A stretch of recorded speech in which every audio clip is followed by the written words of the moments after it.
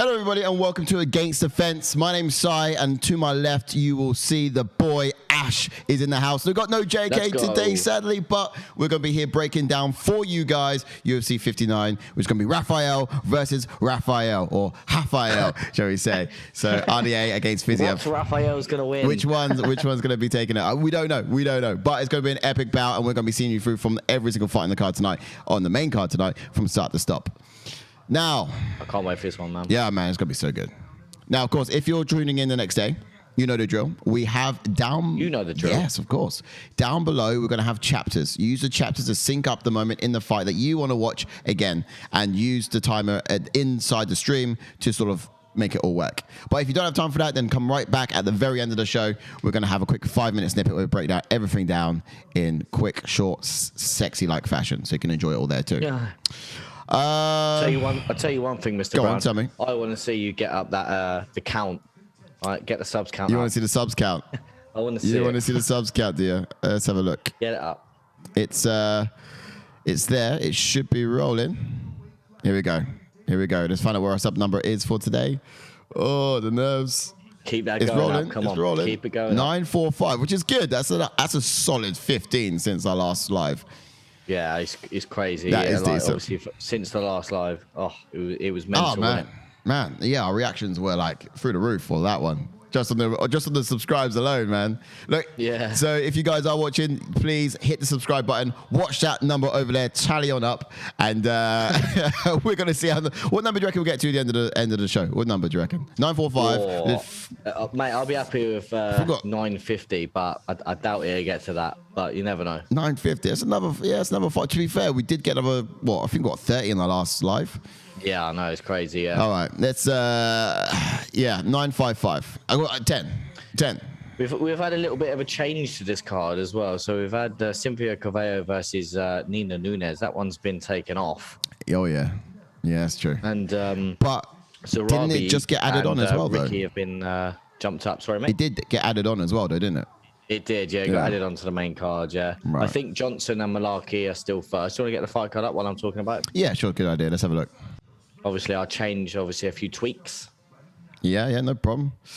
So we're looking at the fight cards. Let's have a look here. So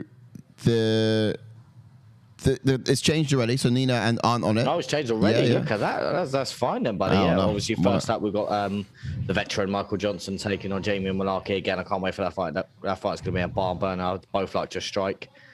And then up next in the bantamweight division, we've got Armen Zarabi versus Ricky Tarkas. Sorry. And then in the heavyweight division, we've got Gerard Vanderaa and Chase Sherman. Somehow Chase Sherman is still in the UFC. He's still about. He's still knocking on our door. And then and back to the bantamweight division, we've got Douglas Andrade. And Said Nurmagomedov. Yep. And well, I can't wait for that one. That one's going to be fire. It's going to be pretty good. And then we've got Douglas this fight again is a great fight in a co-main event. We've got Caio, Borralho? Caio Borralho. Borralho. Love that. And then Armen Petrosyan. Yeah, Petrosyan. Oh, yeah.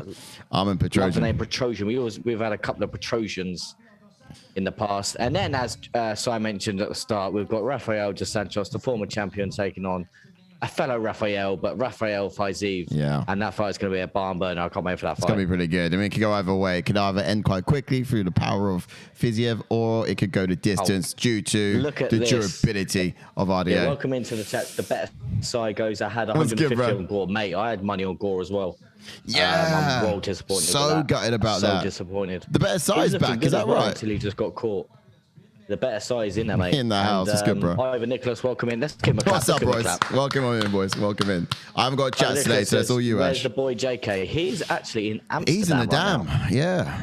He is in Amsterdam. He's in the dam. He's out. He's away for the whole weekend, so he's not here. So that's why we got us to entertain you. Oh, what? You disappointed? I don't know. don't be disappointed. Take us back, sorry. Take us back. All right, let's have a look.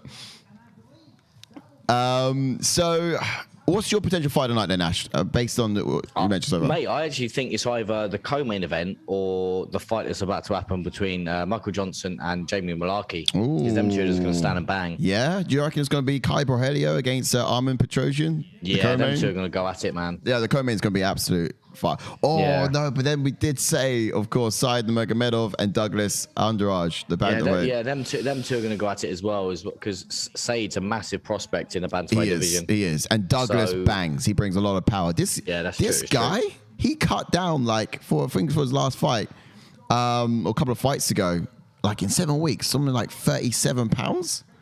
Like, crazy. The guy was walking around at pretty much lightweight. He just dropped all the way down to bantam. Unbelievable. It's insane for someone his size. Literally insane. Can't even believe that. But yeah, Chase Sherman, I reckon that's going to be my fight tonight. Chase Sherman and Jared Vanderaa. Could you imagine though? Because obviously both fighters are coming off losses. Something's going to happen. I think it's like 5 losses now for Chase Sherman. It's pretty bad for Vanderaa as well. I was very surprised. Obviously, the thing is, like, when because he's been in the UFC twice. Obviously, his first didn't go well. Then he went to bare knuckle and he looked fire. A couple of first round finishes. That's why they signed him back. Yeah. And then he's just not got going. But could this be his redemption? Could this rebuild him? I think he's got to get a finish to stay in the UFC in my eyes. Yeah. Because I think if he goes out there and gets a decision, I don't know. It's one of them things. One of them things, man. Yeah. Potentially. I think he's got to do something quite significant with his hands. I think he's his purpose in the UFC is to bang. That's the thing. He's got knockout power. He's got great kicks. He's got great calf kicks. Yeah. He's got the power. He just doesn't get going, if you know what I mean. It's so frustrating. Very. And I think that last fight where I really was a bit peeved was when I saw him against what's his name? Peter Parker. Oh, yeah. That one. That got me frustrated. I'm actually going to whack my TV set down a bit. I reckon it's probably a little bit loud, isn't it? Let's jump into the first fight then, just so it gives us time. Yeah, you got the fighters up as well, yeah? Yeah, there they go. You start on that. I'm just going to whack the TV down. No worries, buddy. Jump onto Jamie Mullarkey, who has got a pro record of 14 wins and 5 losses with 10 KOs and 3 submissions, and has 8 first-round finishes, and has a UFC record of 2 wins and 3 losses, and he made his UFC debut back in 2019. Oh, this is... you're talking all that Mullarkey about Jamie, aren't you? I'm talking a lot of Mullarkey, mate. Yeah. All right, so on this guy, he's an orthodox fighter, fights out the orthodox stance. He's a bit of an impatient fighter as well, pushes the pace. He stays in your face. He does make great use of the jab as well. It's really impressive. He's got this wide stance. He steps his lead leg into the pocket before jousting his jab out to the body in most occasions. He does have a lot of feints, and he's actually quite a fanatic. He's got this kind of frantic movement. And something like this is actually quite perfect when he's trying to get his opponents to second guess his entries and what he's going to be doing next. But sometimes it can look a little bit tense and a little bit uncomfortable. But his opponents are best treated. He does his best performance when his opponents are actually on their heels and he's like the aggressor. He likes a dirty box from those clinch positions. Now watch out for those elbows on the break. He'll almost certainly guaranteed to sort of land something like that. But he'll look for those brawls to look like scenarios as well, so he can sort of step into the pocket, shield up a little bit for the initial strikes and then start countering. The guy's he's got some rough edges. Indeed, sir. And then we move on to Michael Johnson, who has got a pro record of 20 wins with 17 losses, with 9 KOs and 2 submissions, and has 8 first-round finishes, and has a UFC record of 12 wins and 13 losses. Made his UFC debut back in 2010. Does have some notable wins, though. He has beaten Tony Ferguson. He has knocked out Dustin Poirier, and he has beaten Edson Barbosa. So they are veterans of the game. Obviously, he had a win over Tony, and after Tony lost to Michael Johnson, he went on that impressive, I think it was 11-fight win streak. Yeah. So at that time, to have a win back then against Tony Ferguson was definitely something to have in your arsenal. It was something significant, and at the same time as well, I looked at his wake, if you like the history of fighters that he's sort of he has fought against dogs, man. Any name that you can think of in UFC, this guy has fought. Like anyone, it's like almost you have to go through Michael to be a name in the UFC. So he's fought Khabib. Yeah, he's fought the who's who, man. So I don't know. Maybe Mullarkey feels a little bit of a celebrity to also be gracing the same octagon as this guy. But a legend is the word for it. Fighting style, here we go. He's southpaw. He's got wrestling background. He actually has some really good sprawls as well. But ultimately, he's your archetypical stand and bang fighter. You know, that's what he likes to do best. His best weapon is probably going to be his hand speed. His 1 and 2 straight down the pipes. These are precision sharp and they're devastating as well, like when they connect. He likes to sort of initiate the rules of engagements often. He throws that 1-2 just to sort of get you to fire back, and then he sort of counters those. Just like the Dustin KO, perfect. Yeah, right. He plants his feet, and he does throw looping power shots when he's in the pocket too. So this guy's got some power behind him. He's dangerous, and I don't know how to go with this one. I'm not sure who's going to be the most cerebral fighter in this. I feel like someone like Michael Johnson's just been in a little bit too many wars to sort of still have that edge. But either way, it's a fiery one. But I will tell you what though, because going on what you just said, I'm expecting Mullarkey to take the center of Yotskon, touch in Michael Johnson with his jab, put him on the back foot, tactically using his wrestling as well, which is going to be key in this, because using his wrestling will obviously take the power left away from Michael Johnson. And make Michael Johnson fear the takedown so he can set his own traps up. And I'd bet on Jamie being the fresher fighter into the later rounds, and maybe this is where we will see his the better success. That's true. But if he stays standing, Jamie needs to make it ugly, clinch, dirty boxing, and drag the fight into them later rounds, as I said. Yeah, that's the one. Yeah, I think you're right. I think his best success will come a bit later on. You know, Michael Johnson's someone who does tend to sort of like, if he doesn't compose himself initially, get a bit excited and sort of blow his load too soon. Which you've seen in a few scenarios. But if he weathers a storm, it could be good. It could be good.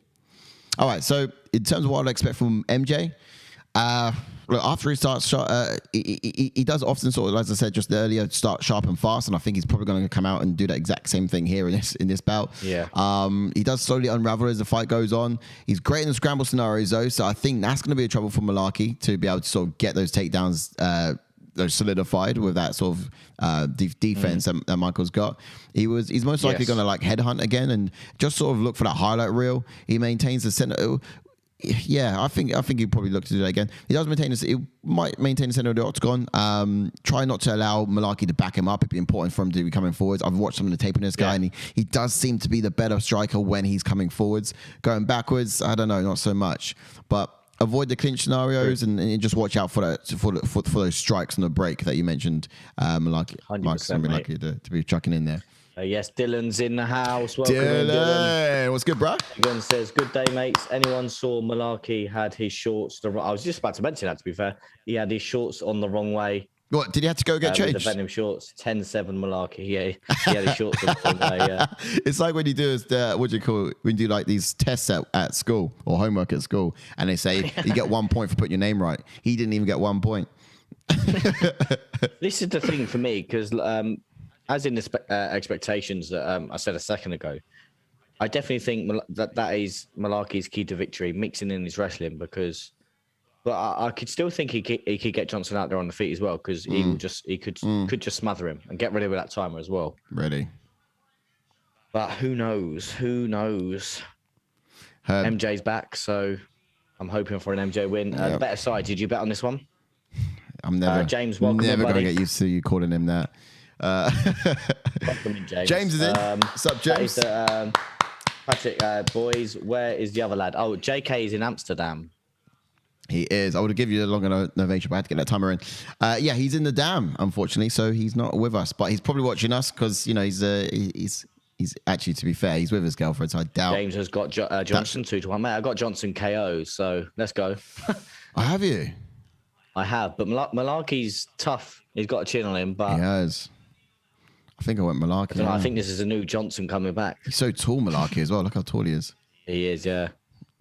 Is Johnson? I don't know. This could go either way. They could knock each other out. Mullarkey's got the power to knock Johnson out, and Johnson's got the power to knock out Mullarkey. He does. Look how he plants that back leg of his, that back foot of his, solidified there on the canvas, and a lot of the power is going to be driving from that. MJ's going to molly whoop Mr. Longface in a brutal fashion.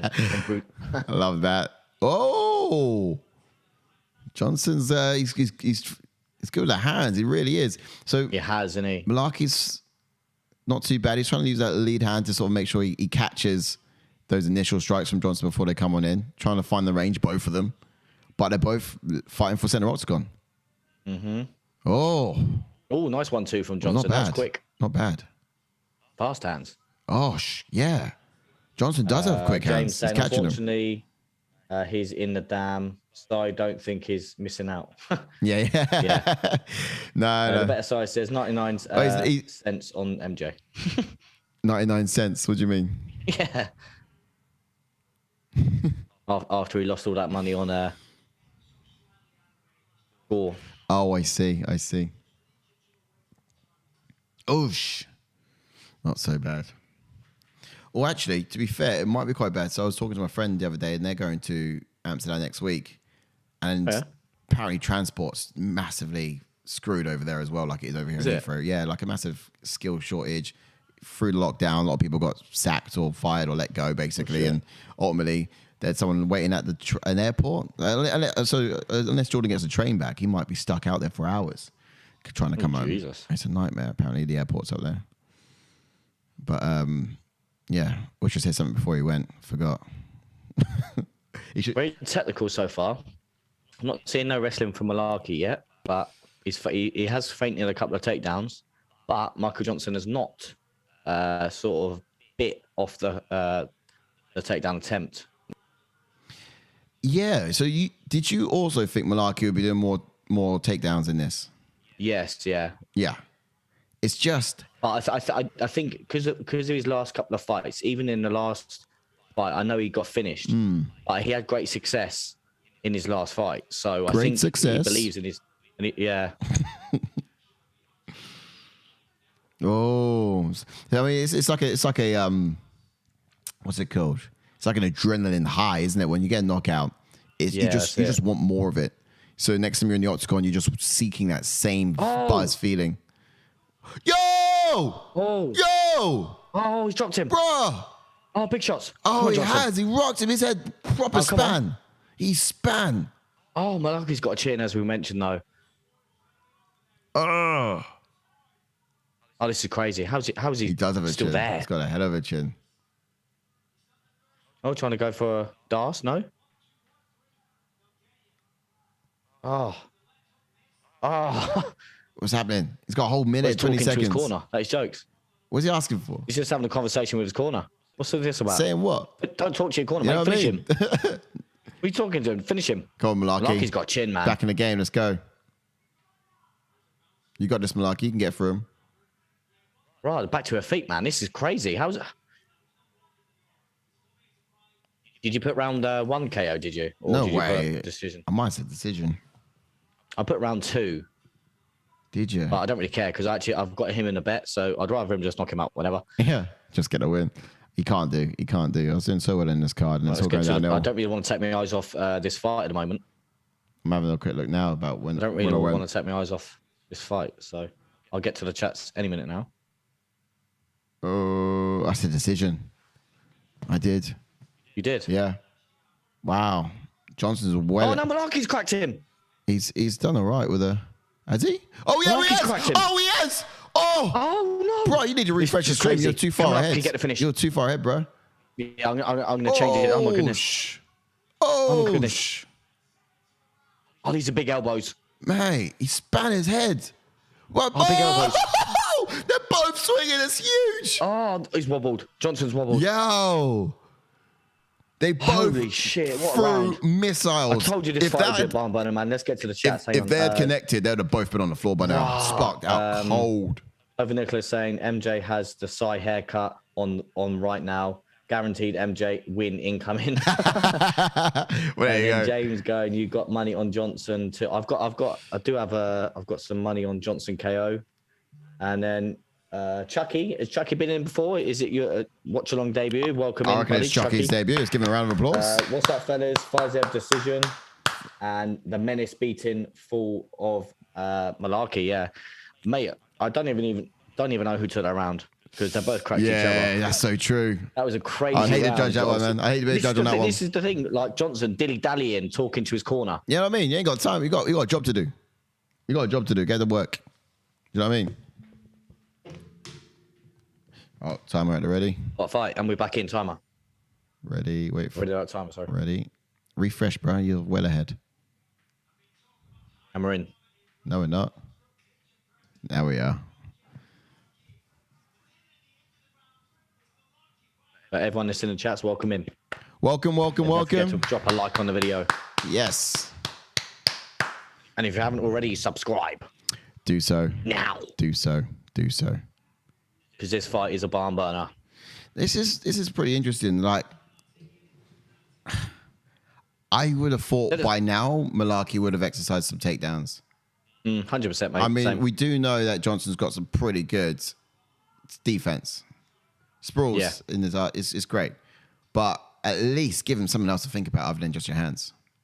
But it's amazing that he caught him. So impressed. Yeah. So impressed. These two are just smiling at each other every time they land. Yeah. Mullarkey just smiled at him a minute ago. Proper. That's insane.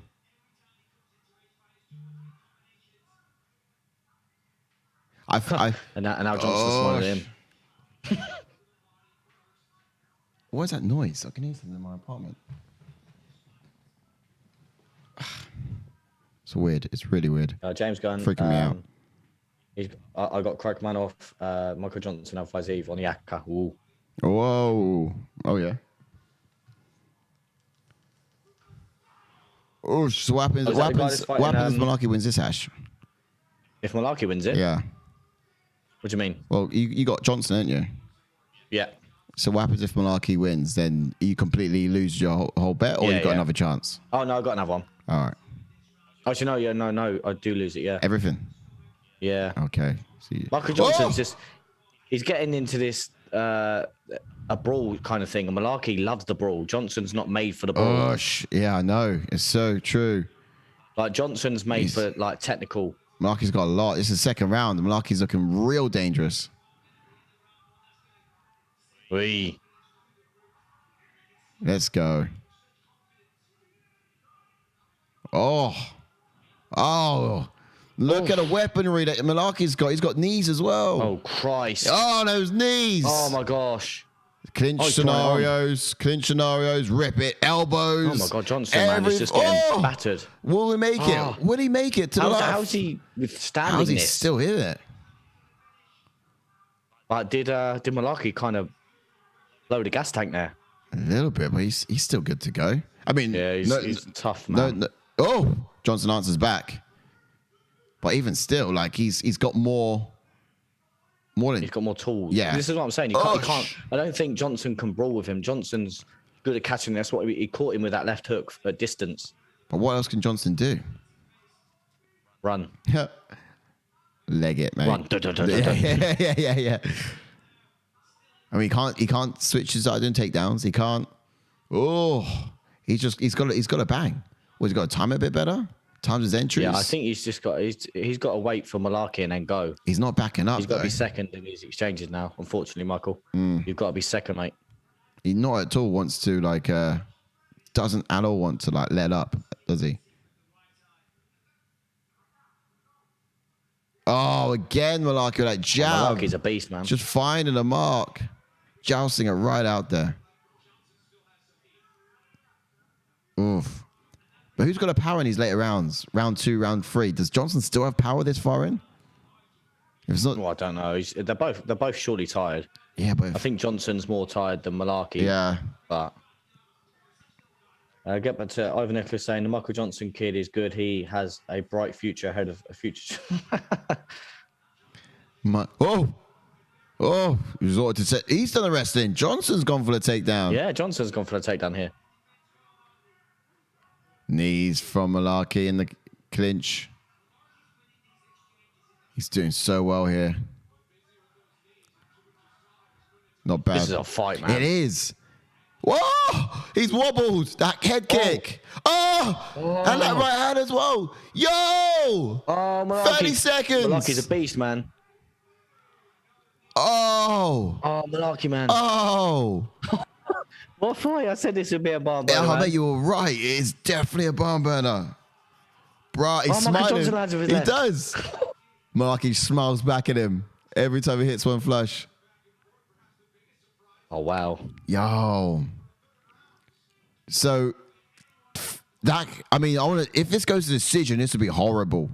I don't know, because the first round was a closer one. Exactly. That round's definitely Mullarkey's. Mullarkey, this one, exactly. And he's done so well. But what if Johnson comes out now and just saying that, James says the score for them rounds. Mate, I've got it, don't know. The first one, I don't know. Was close. Toss up. Don't know. I really don't know. It's safe to say whoever wins this one wins the fight. Yeah. Safe to say. It's got to be a clear win, because I think Mullarkey won that round. Yeah. Just because of the way he had him up against the fence and landing them knees, elbows. Yeah, if Mullarkey wins this one, clear win. But if Michael does it. Yeah, James says it's hard to call. Mate, 50, it is like 50-60% chance. Definitely Mullarkey's second round. I don't know who took the first, though. But I didn't see the striking numbers for the first. I'd love to see it. Get your page up, so. Yeah, shall we have a look? I'll get up already at the end of the fight. Yeah, get up here. Here we are into round 3. Timer ready. Yeah, get ready with it. It's anyone's game into this third round. Whoa. Let's go. Not yet. We're in.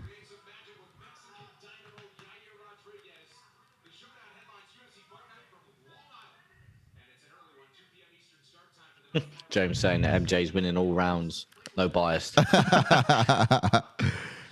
I'm not sure what fight you're watching.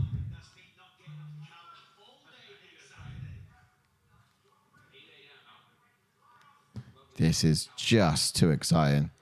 It is. Michael's back. He's back in the game. What do you reckon? He's got his feet underneath him. He's got his wits about him. No, he does. It does look like just a bit tired. More composed. He is, yeah. But I think he's going to get hit and then just start lunging in for it again like he always does. Oosh. Man, everything Mullarkey's doing is coming off that jab. It's just coming off the back of that jab.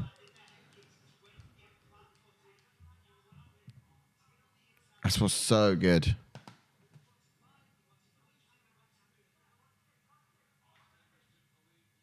Come on, man. Let's go.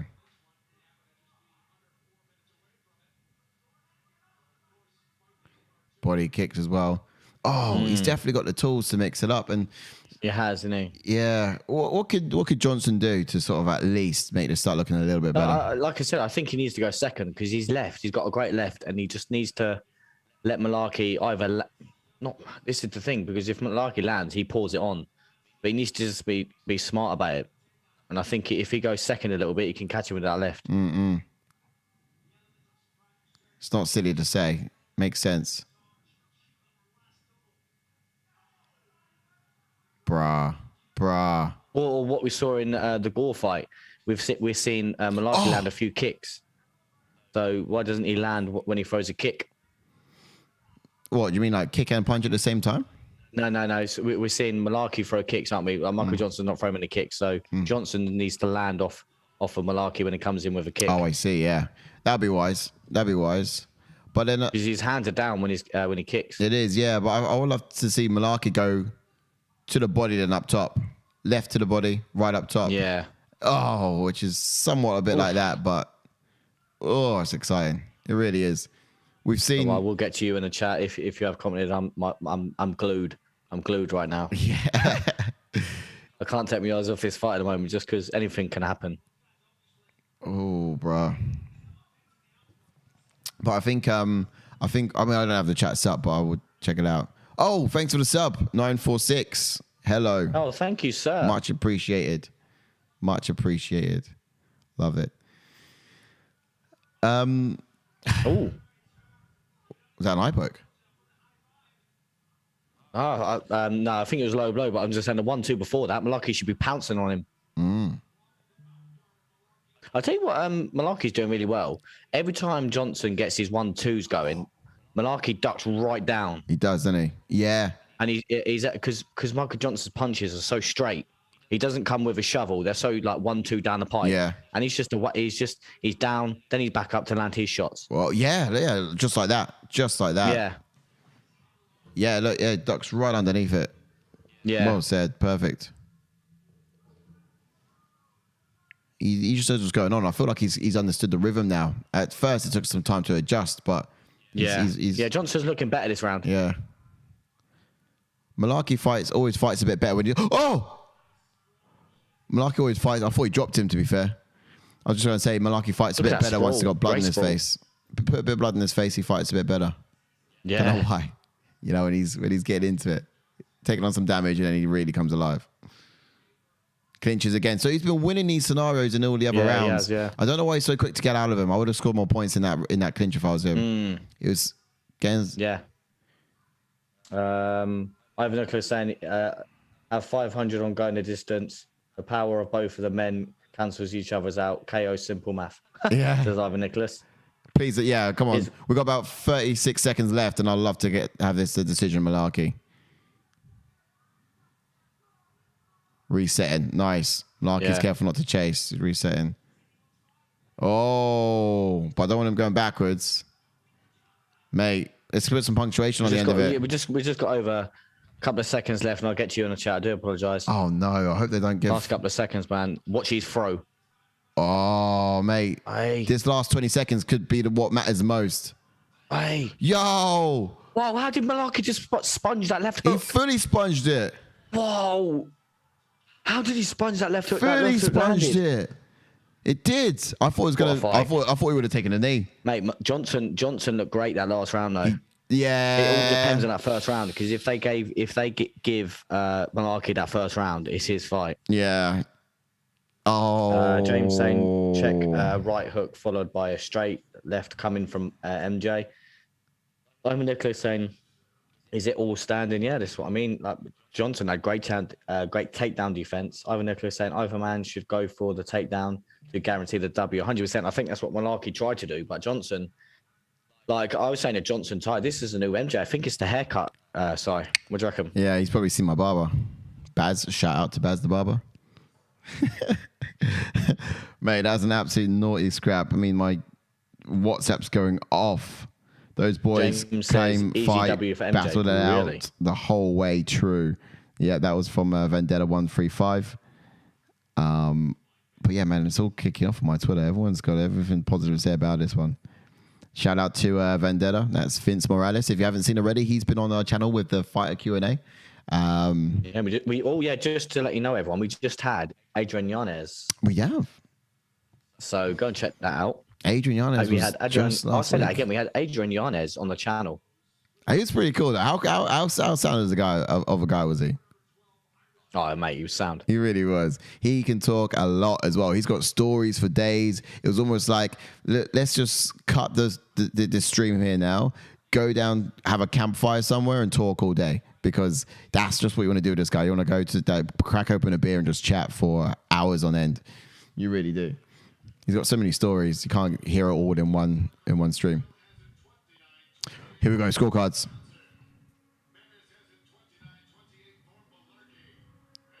Split. Of course, he's fucking split. Oh. If you split, I've got. Yeah! Oh, piss off! What a joke! What an absolute joke! What, you put Mullarkey? Yeah, mate. Oh, fucking! This is unbelievable. It gets worse, doesn't it? Come on! It fucking gets worse. Come on! That is unbelievable. Fucking what a tragedy. Fucking hell. Bro. Mate, I'm putting all my money on Chase Sherman. Fuck this shit. All my money is going on Chase Sherman right now. Oh, man, that's exciting. KO. Chase Sherman. Come on now. Don't be brash. You picked him. You picked him to win. Did I? Yeah. Decision as well.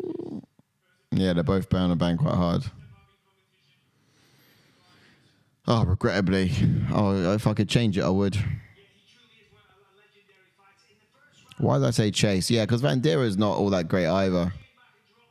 But mate, I'm fucking betting on KO. Doing it now. I feel like Chase has come back. He's got to not be embarrassing. You know what I mean?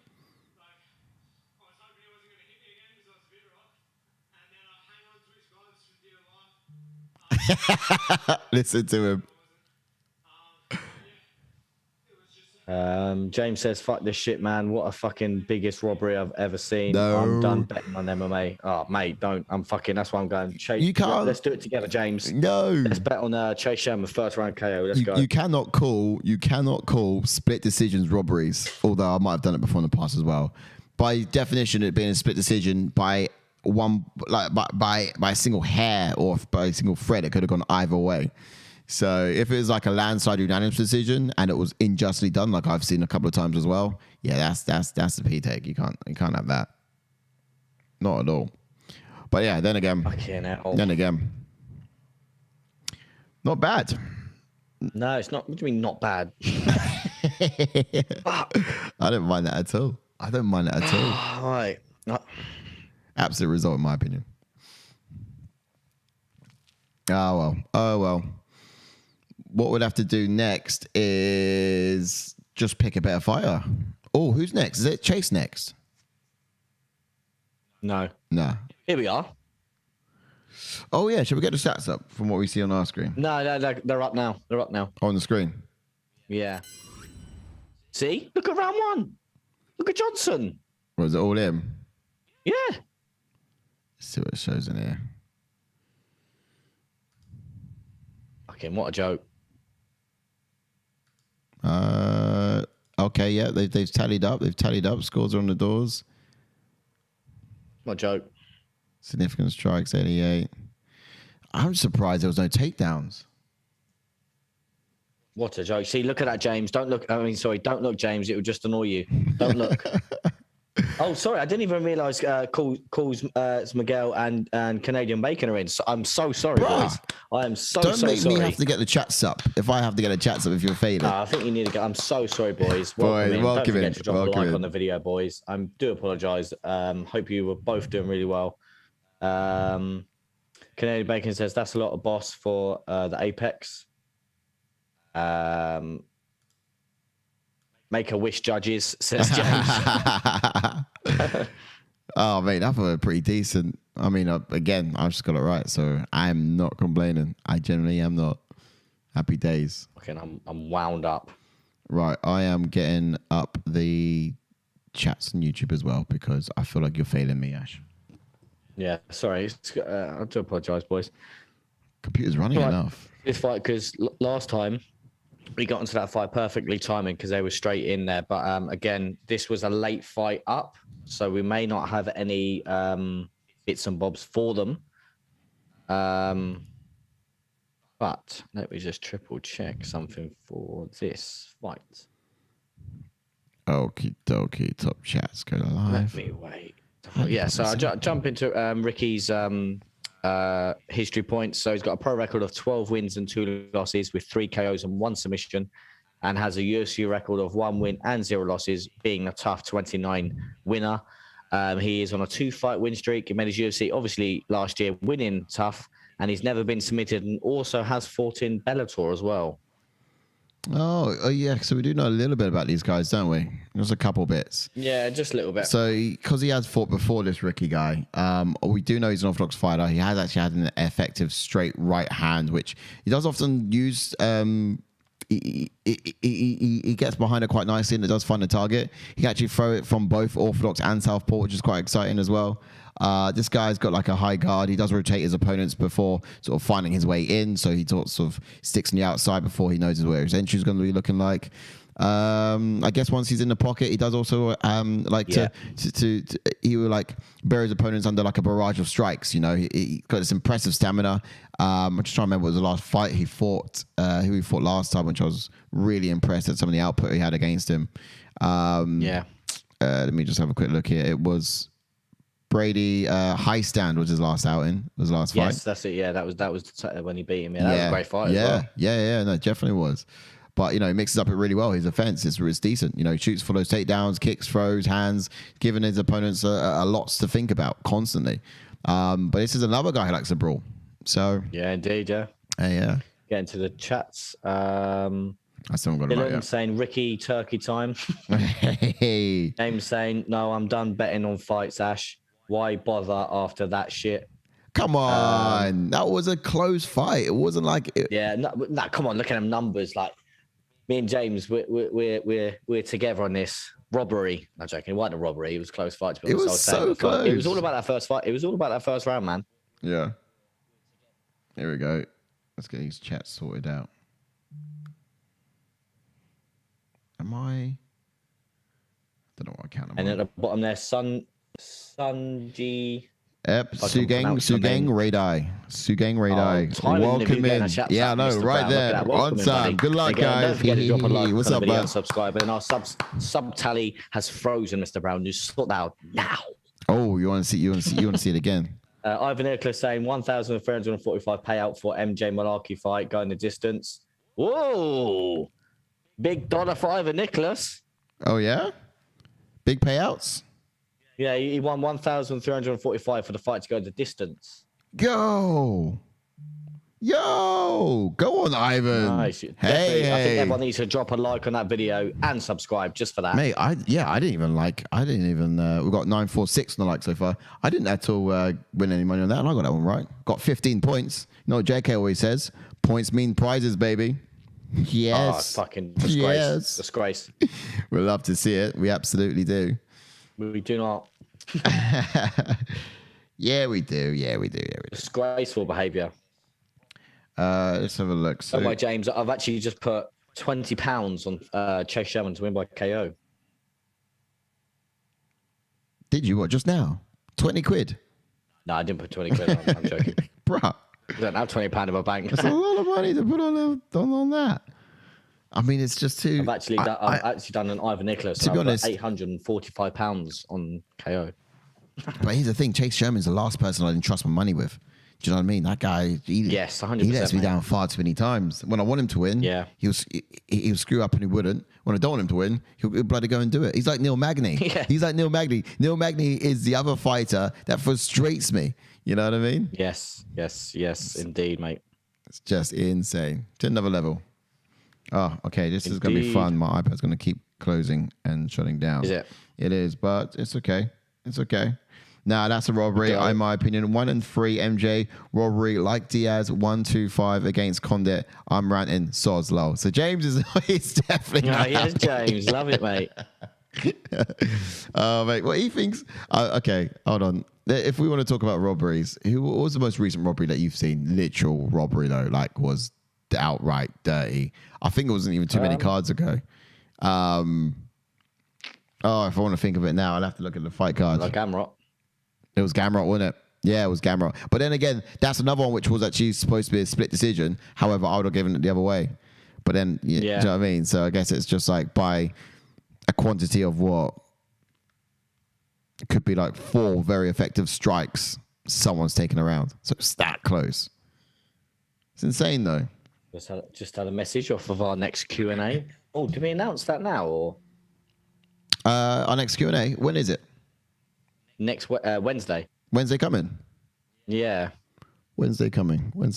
Seems decent. Cool. Parker. Then I think we announce it now. Yes, it is Mike Davis. Mike Davis is going to be Davis. Again, I know I'm announcing that now, but again, if you haven't seen the Yanez Q&A, go and check it out. Yeah, definitely. Go back and check that one out because that was just last week on the Thursday, and he's a super cool guy. But Mike Dennis, what do you know about this Mike Davis? You got much? What's the lowdown you got? I do not know. Numbers, stats. We'll do the bio and go through all the history and everything else. Yeah. But guys, another thing as well for you guys who are watching us right now, who do you want to see come onto the channel?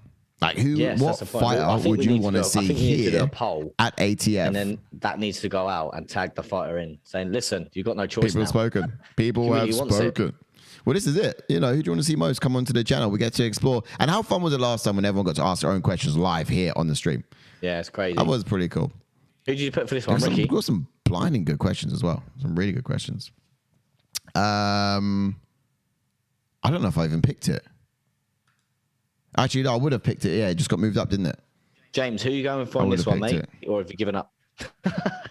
I've got Ricky in this one. Yeah, I got Ricky decision. I want to see Ricky sing again in a post-fight press conference. Oh yeah. Yeah, that's it. I got Ricky. Dylan saying, "Can we get Cyril Gann on the channel, mate?" Just for you, Dylan. We'll try and do it, mate. All right. Didn't want Cyril Gann on the channel. Okay, well that's the goal. That's the goal. Oh, sorry, guys. I'm a little behind on that time. I'll have to get in at the 4:30. Oh, I got a couple more timers in as well. We got a 4:30 and we got a 2:30. Oh, yeah.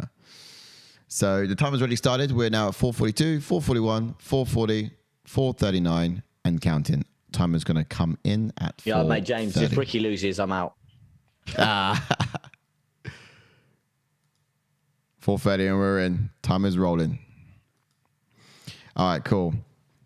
So how's this fight going to plan out? So we know Ricky's someone who just throws a lot of looks in the octagon. He's relentless, mate. What we do know about this Sahabi guy is the fact that he's an orthodox fighter, but he's also a black belt in Brazilian Jiu-Jitsu. Now, whether that's going to mean he's going to take this fight to the ground, I'm not so sure.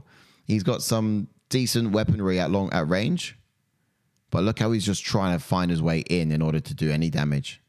Yeah, Ricky is doing really well to keep the really tight hands, really tight guard for Ricky at the moment. I love how he's constantly switching stance. It's a difficult read for Zahabi. Perfectly timed, yeah, switching. It's a difficult read for Zahabi.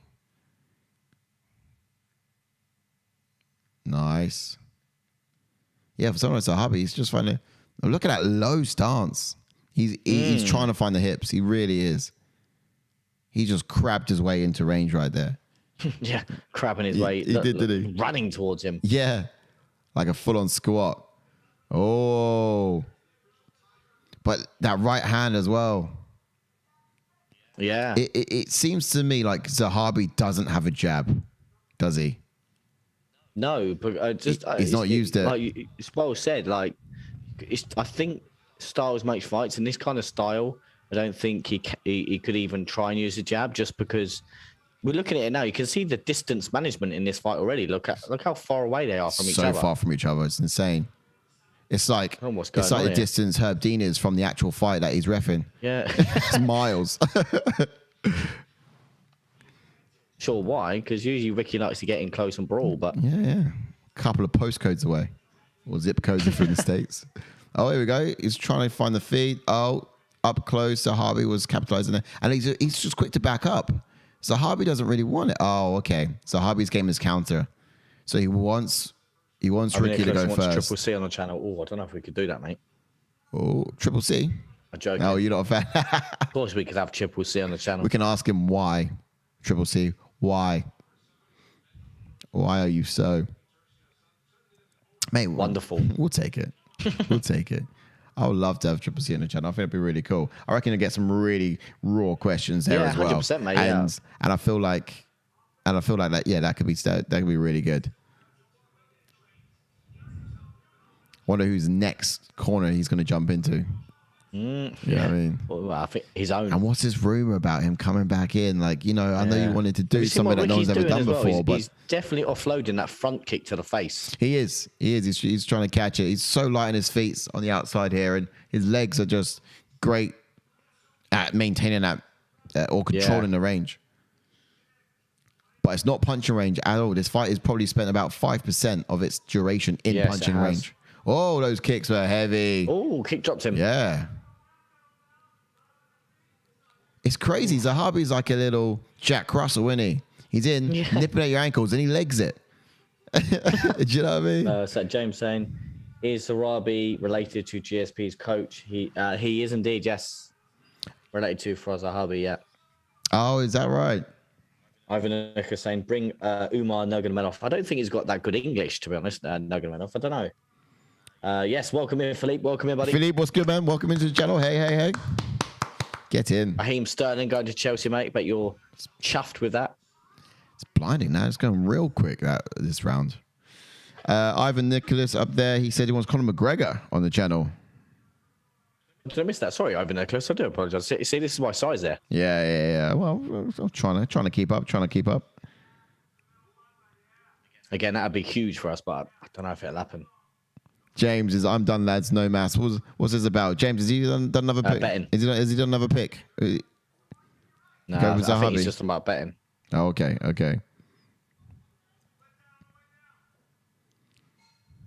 Here we go.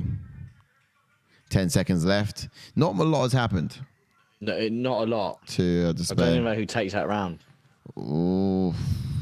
Most action I've seen. But I just feel like they'll punch in air. I don't know about you. There's a lot of action in that final 5 seconds. They probably threw more punches than they did in the whole entire fight. Still nothing landed. If I have a look at the live stats over here on my screen, I think we're talking about. I'm just intrigued to see how many strikes were thrown that round. Can't imagine it being a lot at all. No. Wow. You'll be surprised, bro. 10? Yeah. For Zahabi, take a look at this. Zahabi 10, and then Ricky's 3. I thought that was Alex Morono in Ricky's corner. I thought it was. Oh, it is? Yeah, Alex Morono in Ricky's corner. Love that. Sorry. Champion. Ricky. He's got Israel Ferreira says, I just realised that it's Errol Hawani versus the tough winner. Oh, sorry. Timer was running away with that.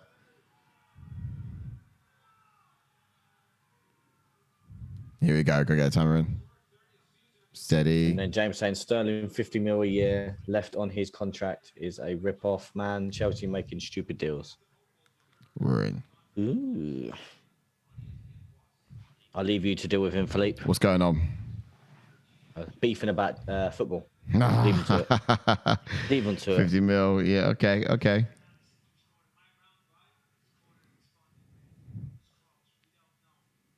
Come on, Ricky. Okay, I get it. Do you not get it? Zahabi looks like Errol Hawani. Yeah, I know. That's what I mean. Yeah, I was like, I don't know what you're on about. He fully does. Oh, come on, Mr. Someone Brown. give him a pencil. He's winning this round. That's so far. utterly class, that. Oh. Yeah, so the commentators are saying I didn't think it threw many strikes that first round, but yeah, it was 10 Zahabi and 3 for Ricky. Christ, really? Yeah, I know. Bearing in mind he was in a brawl that he was in last fight, Ricky, I mean. Yeah. Zahabi's just like, he's coming in, tagging, and he's just nowhere to be seen. He runs a mile afterwards. And Ricky was the one just before this round to see him, like, trying to scream and shout. Well, get involved then, mate. Yeah, come on, do something. Gonna embarrass Don't let my Morono. bet go down, otherwise I'll do a James and boycott betting. Wait, who did you go for this? You like betting wise? Ricky. You picked and bet on Ricky? I did, yeah. I went Ricky decision on my fight picks and just Ricky to win on betting. I gotta tell you, mate. Look at the darkness of Zahabi's forearms. He's been tanned. Heavily tanned. It's like he changes race halfway down the elbow. You know what I mean? It's so tanned. Can you see it? Yeah, I see it. Bro, it's not even like just a slight bit orange. It's like, it's fully dark. For a second, I thought he stole someone else's forearms. Oh, come on, get involved, Ricky, for Christ's sake. Yeah, I know. What's Ricky got to do here? Because Zahabi... Do something. Yeah, but when you say something, like, what's he going to do? He's got a good jab. He's shown that. He just needs to get in close, use that jab. I think what Ricky needs to do is flush out the counters of Zahabi. Because Zahabi's answering after Ricky goes. So flush it out and then sit down on something straight afterwards. But look at Zahabi. He's constantly running away, finding canvas. I wonder what happens if Zahabi starts coming forwards. That's the kind of fight that Ricky wants. Someone who's actually there to get hit.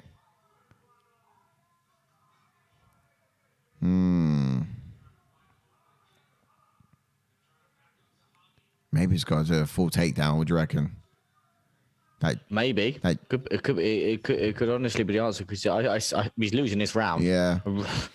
Just because Zahabi's thrown a couple of kicks. Yeah, kicks true. And he's starting to jab a bit more now, Zahabi, which is good to see. But look at this. Ricky's just chasing. He needs to reset, get ahead of the lead leg, and just not get drawn into Zahabi's traps. Zahabi's literally, he's backing up, but as he backs up... Perfect game plan, because I think Ricky wants him in close, like you said. Ricky steps exactly where Zahabi wants him to. So Zahabi's going to get... He's one up on him. Here we go. Biz's been saying the exact same thing as I. But yeah, look, he does. He wants him to come forwards. Yeah, look at Ricky saying calling him forward. Like Ricky doesn't fight well when fighters fight backwards. Yeah, that must be it. It's just like he needs to be able to hit them, and he can't hit them if they're moving backwards. And also, your punches are less effective when they're going backwards. You know, they have a little bit less pop on it.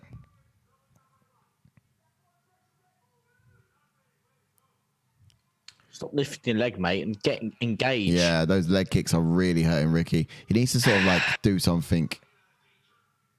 He needs to do something significant in his last couple of seconds What's going on here? I don't know. He's got a lot of kicks, but the thing about Ricky is he's just shadow boxing right now. Yeah. Do you know what I mean? He's resetting. This is good. Makes a hope. Yeah, don't chase him too much.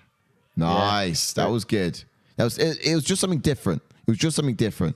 He wasn't constantly chasing him. He reset. Zahabi had to come forwards and fill the gap. At least he's a little bit better from Ricky. He's chasing him a little bit more now. I don't know. Yeah, okay. Yeah, there we go. Yep.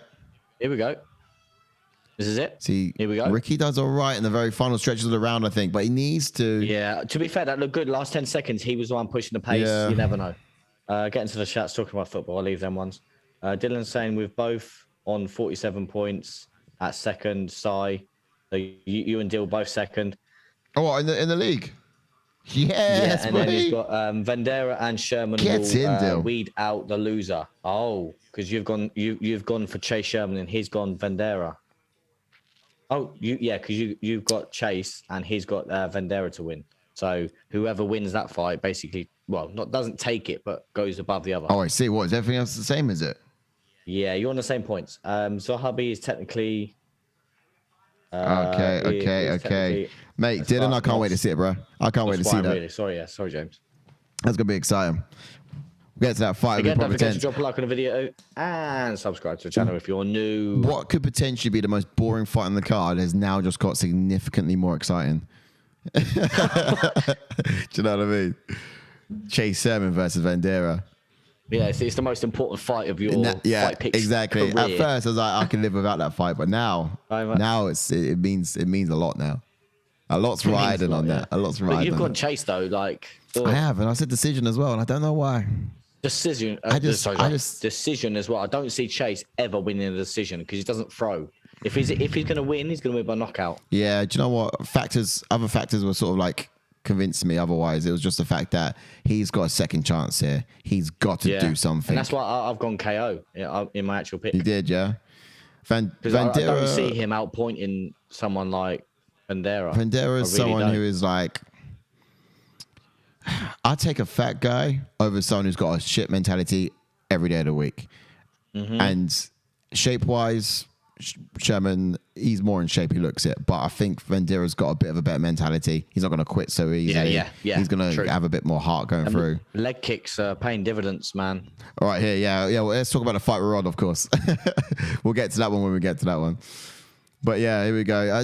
What does Ricky need to do? He needs to act engage more, the same way he did at the final 10 seconds of each round when he's punctuating. Yeah, engage. He needs to do that now. We all know he's got the gas tank to do it, so he just needs to get in his face and throw combos because Zahabi's throwing them low calf kicks and he's just outpointing him. Yeah, it's been a kind of boring fight so far, but he's outpointing Ricky at the moment. It really is.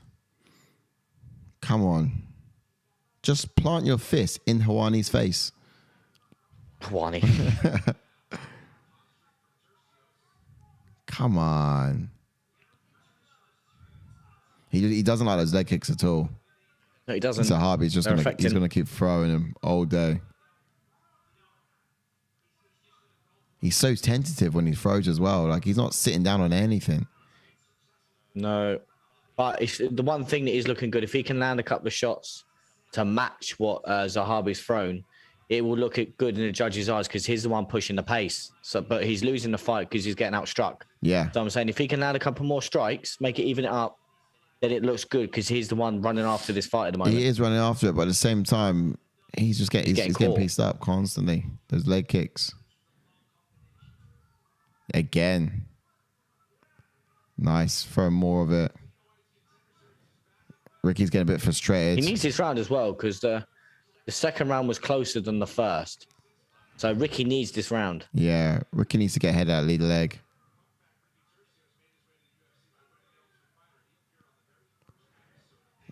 Oh, nice. Oh. Nice. Countered that leg kick there as well. I mean, Zahabi is like really putting a lot into his leg kicks, but you can almost see him coming because his face changes every time he throws it. Do you know what I mean? Yeah. His face gets like, because he's throwing a leg kick at speed.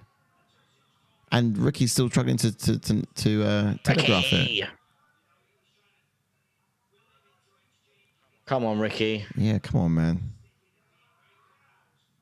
He's got nothing. I'm just hoping I just want him to land on something significant. Just hurt him a little bit. I know that Zahabi's got like a big beard on his face, so it's hard to see damage because half his face is covered by beard. But I don't think there's any damage on his face whatsoever.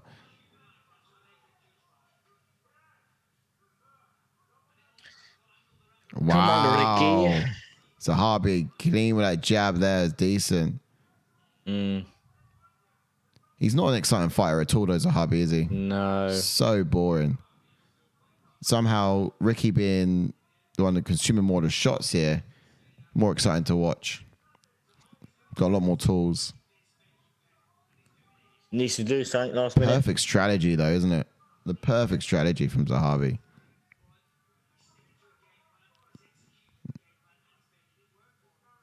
Yeah, ditto. Exactly what Biz's been saying there. Stuck to a game plan. He's making it work for him. It's a perfect strategy. He's coming in knowing exactly how he's going to do it, and he's done it. Make Ricky chase. Ricky needs to get head out, lead leg, though.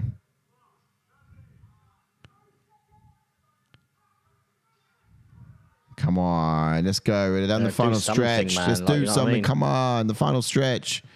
What's all this about? Let's talk about that prelim card because that was exciting. We had a couple of knockouts on that. We haven't had a knockout yet on the main, have we? It's only second fight. What's this all about? What's he doing? I just don't know. I just don't know. Oh Christ! My new frustrating fight is Ricky now. Yeah. Oh, he's not going to get the win either. He's going to piss me off and fuck my bet up. So annoying because literally... Oh, James, I've retired now as well, buddy. Literally chased him for 15 minutes. Yeah, and he was the one chasing and pushing the pace and getting caught. It might as well have been a sprint. God, put a track inside the octagon and have you run around that. A couple of lanes. Yeah, that did frustrate me a little bit. I didn't think that fight was going to be that bad, though. Interesting. One of my worst ones to see today. I'd much rather have had Nina and Calvillo on it again. I reckon that would have been a better fight. Rather than watch two track stars go at it. Oh, bro. Oh, God. Oh, it's chasing Vanderaa next. I'll save that for a bit later, though. Is Rafael saying, is this the hardest main roster debut for the tough winner? Only asked because Ariel Hawani looks like a beast in the photo, but I've never seen him fight. Yeah, we haven't seen Ariel Hawani fight either, to be fair. But at the same time, we know he's a Brazilian black belt, jiu-jitsu artist. Brazilian black belt pedigree, but he's also an orthodox fighter, and he didn't use any wrestling or takedowns at all, which was interesting. I thought he might use a little bit of that, but no, nothing. But yeah, that's literally all we know on this guy. Did try to get some tape, and just came in last minute, so we didn't get any tape on it. But we had tape on Nina and Calvillo that was going to happen, which I probably would have rather seen happen, to be fair. Yeah, no surprises. Fucking unanimous. Yeah. Unbelievable. Here's something interesting about Ricky, though. Ricky. He's crap. He had a bout cancelled against Adrian Yanez 3 times. Oh, really? He did. Yanez would have fucking knocked his block off, absolutely, man. After seeing that. Fucking And if you don't know who Yanez is, check out our Fight Picks video. Q&A. This is what I'm saying. Like, Ricky looked okay in his first fight. He did. And then just... Dana White's contender, right? No, when he won the tough, I mean, Ricky, sorry. when he won tough. When he won tough, he looked quite good, didn't he? Yeah. He did. There he is, and then he sort of just comes out and performs like that. Especially when he's got Moreno in his corner as well. Obviously, we just saw Faraz Zahabi a second ago. Whoever mentioned about that. James saying, enjoying the fight. It's no bets, no weekly heartbreak when analysis don't work.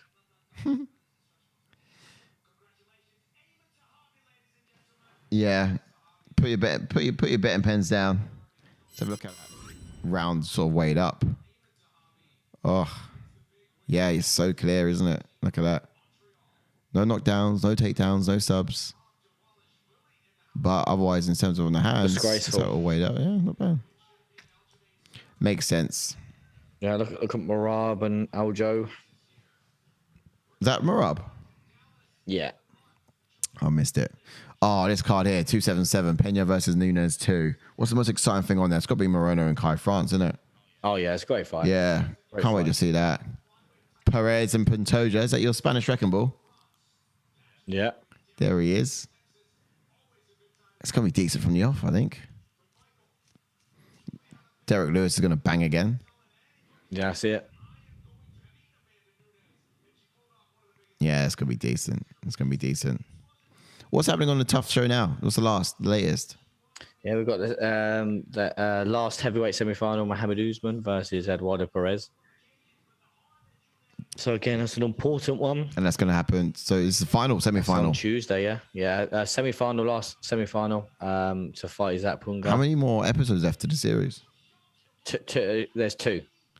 2 episodes left to go. And then obviously the finals will be on a fight night. That's pretty crazy, that. Not bad. We'll catch it.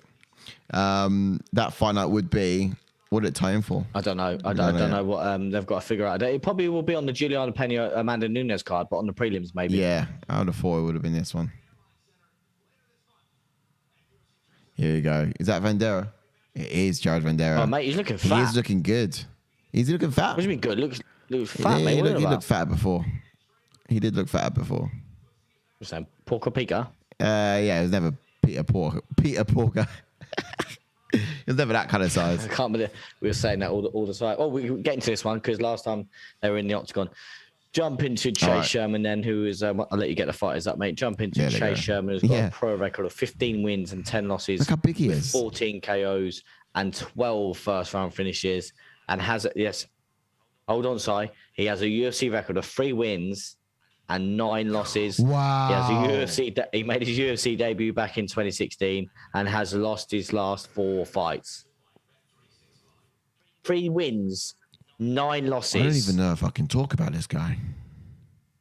But this is the thing. He's got the knockout power. Yep. He's actually, like, on his day, he can knock out like any heavyweight, obviously apart from perhaps like the top tier of the heavyweights. But like, this is what I'm saying. He just needs to go a lot more. He does. He really does. It's his hands that just like are stubborn. They're real stubborn. Now, let's talk about it for a second. So his fighting style. He's an orthodox fighter, if you didn't know, and he's also straight up boxer pretty much. He doesn't have much other tools than that. He's a blue belt in Brazilian Jiu-Jitsu. Heavyweight bruiser, knockout power, and he throws short, sharp bursts. He's nasty elbows in his arsenal as well. That should probably bear that in mind.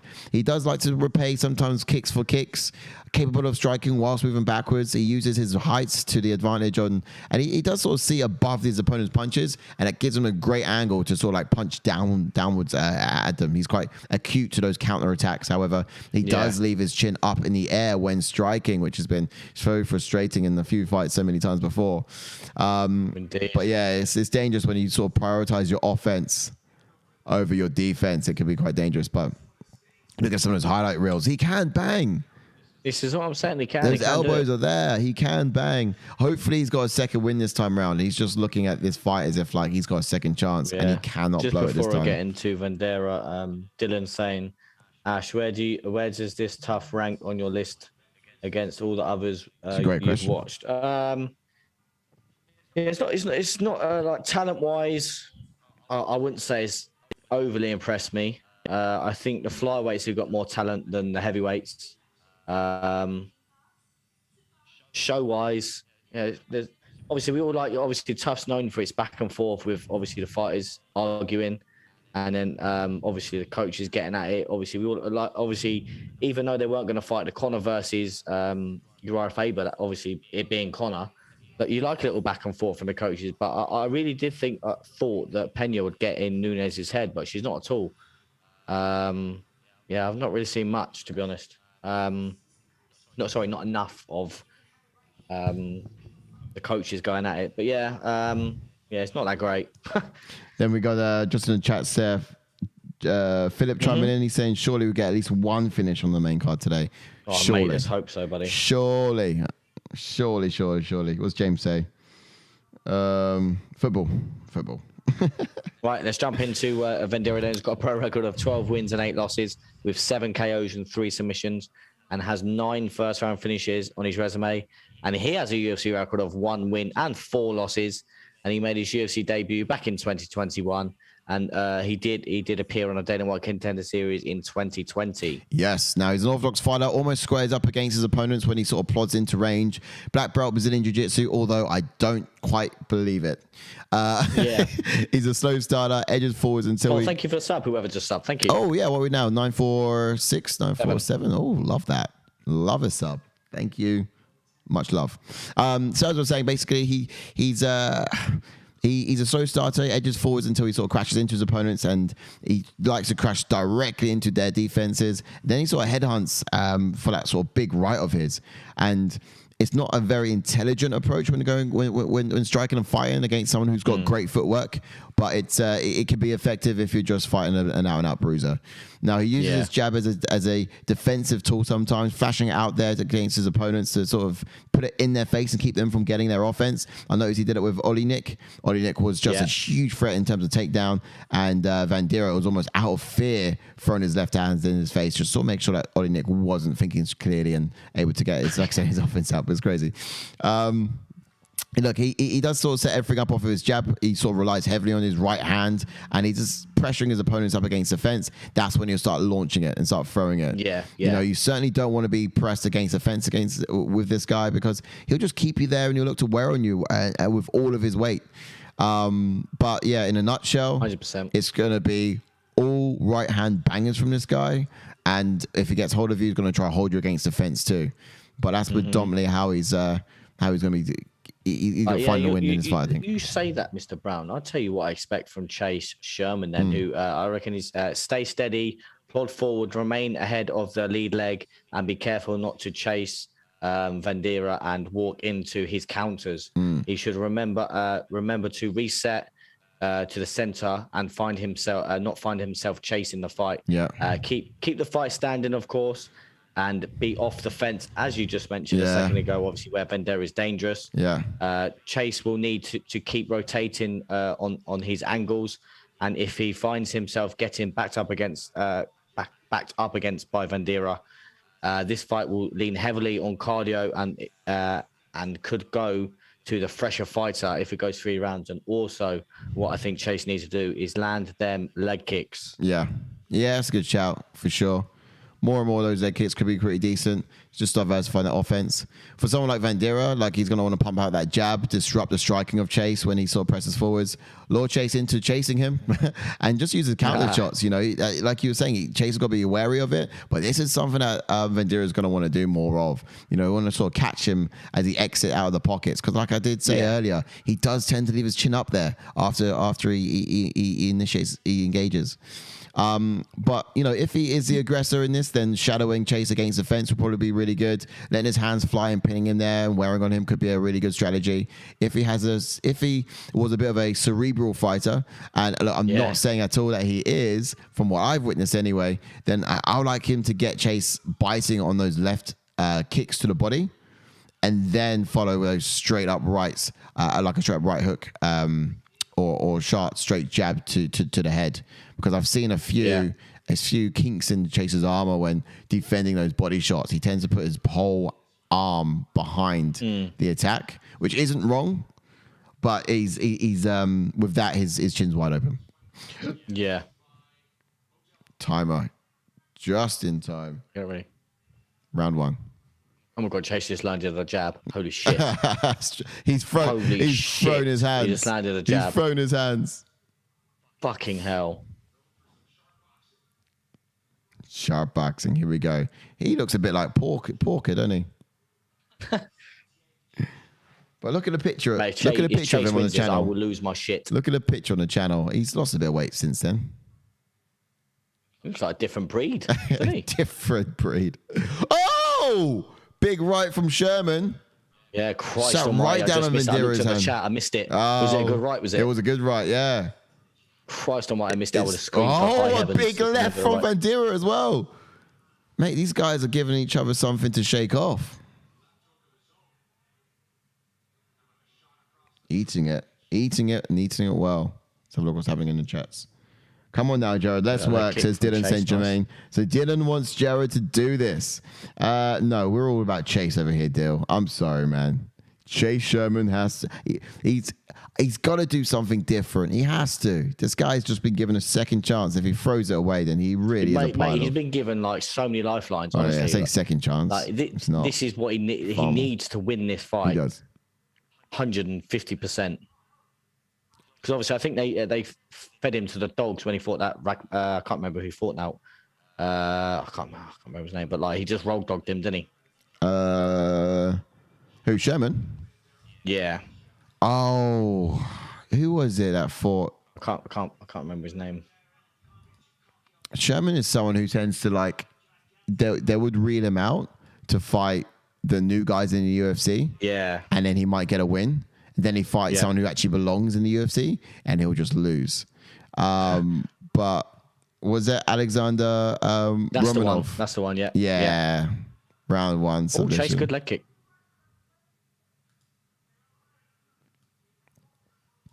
See how this is tallying up. Chase is actually doing okay. I'm so proud of him. Yeah, don't speak so soon, though. I think that's a decision, didn't I? I like him to get a knockout, but the truth is, I just don't know. Oh, Vanderaa. Come on, Chase. This is a winnable fight for Chase. It is, because if I look at it, they're both standing. Yeah. Is to be fair, obviously every heavyweight would have knockout power. Yeah. But this guy's not pushing Chase back up against the fence. No. It's kind of technical fighting at the moment. Yeah. And Chase has got the leg kicks, like he's thrown a couple, and he's got the power to knock this guy out. He does. And so's Vanderaa. He's got the power to knock out, Chase. But Chase needs to capitalize on it. It's been nearly 4 minutes now on the feet. He needs to go. I like him to sort of compose himself. Who's going to be the fresher fighter later on? Has he at least got this round, do you think? He's doing well, mate. Honestly, I think this is like he's really, like leg kicks, like, as I said, paying dividends. Yeah. He's landed a good couple 1-2s. Oh, not bad, not bad.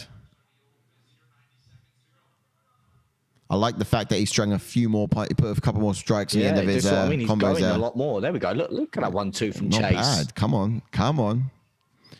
Nice little leg kick as well. Yeah, look, the leg kicks again. You could, even if it's just a point scoring exercise. Oh, look decent, Chase. But don't forget, you've got 3 rounds. You know that, right? 3 rounds.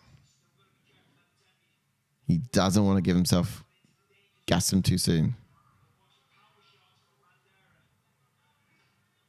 That looked like a low blow. No, is that allowed? Okay. Ooh! Yo! Run! Yeah. Run! Mate, oh, shit. Mate. He's going to get knocked out now, isn't he? Yeah, run. Vanderaa did well to catch him in that. Run. Run. Come on. Look at that strike exchange. Almost even. Shin to shin. Ooh.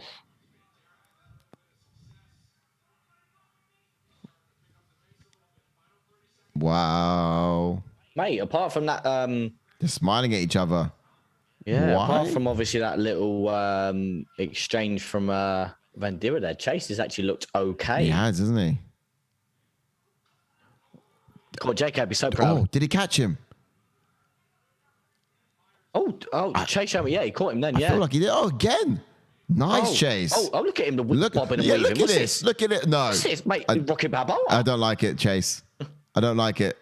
Why's he getting cocky? He was getting well 3-9. Yeah. Why are you getting cocky? You know what I mean? Do you know what I mean? I was like, Chase, no, don't suit you, bro. You're not that guy. You got nothing to brag about right now. Look at your record. And, you know... to be fair, mate, he could actually be the guy in this second round and come out and knock him out because he's caught him. He has. He got 38 strikes that round to Vandeera's 37.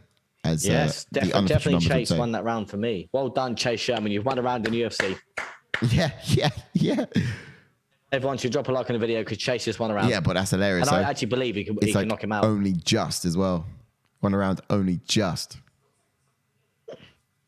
Let's go, Sherman. Let's go. Let's just focus on catching your energy, bro. Let's go, Sherman. Let's go. That's what you need more of than anything right now is your breath back. This is the thing as well, because obviously we saw in Vandeera's last loss against Olenek. Yeah. He actually did quite well in the grappling as well. And that's it. Well, I wouldn't say done well. I think he ended up on top, I think, didn't he? I see. He did well. Reversing it. He did well sort of rolling for a brief period against someone like Olenek. Yeah. It's Vanderaa, is it? Yeah. Yeah.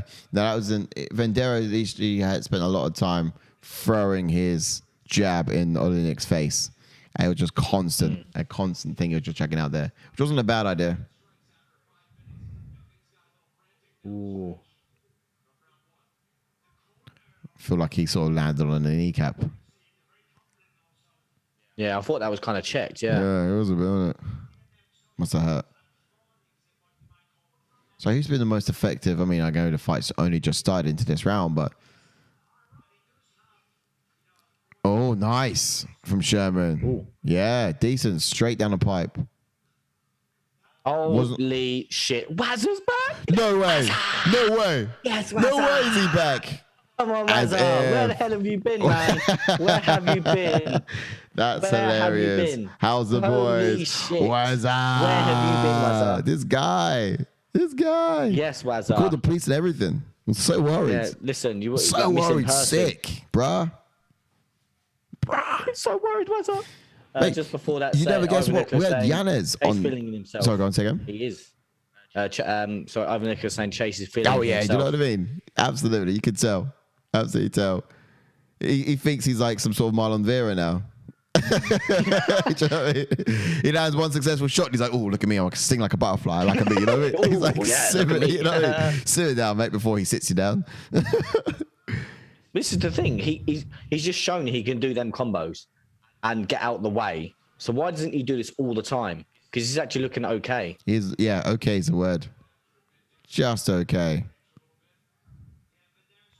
Even Ivan Nicholas giving it the wazza. Yeah, you love it. You love to see it. We had Adrian Yanez on the channel in the week, you Wazza. Yeah, Wazza, so you missed Adrian Yanez, mate. We had him on the channel. Go and check that out, mate. Oh, Vandeera's caught him. They both caught each other a bit there, but I think more went in favor of Vanderaa in that exchange. Chase is gassing hard. I can't believe that's a decision. See, Chase, when he sort of like moves his head out of the way off the center line, he's almost like turning his head. I don't know why he's looking elsewhere. Keep your eyes on your opponent, but he's like he moves his head off the line and he sort of looks elsewhere. Oh, shovels. Yeah, it's definitely shovel there. There's that leg kick. Come on.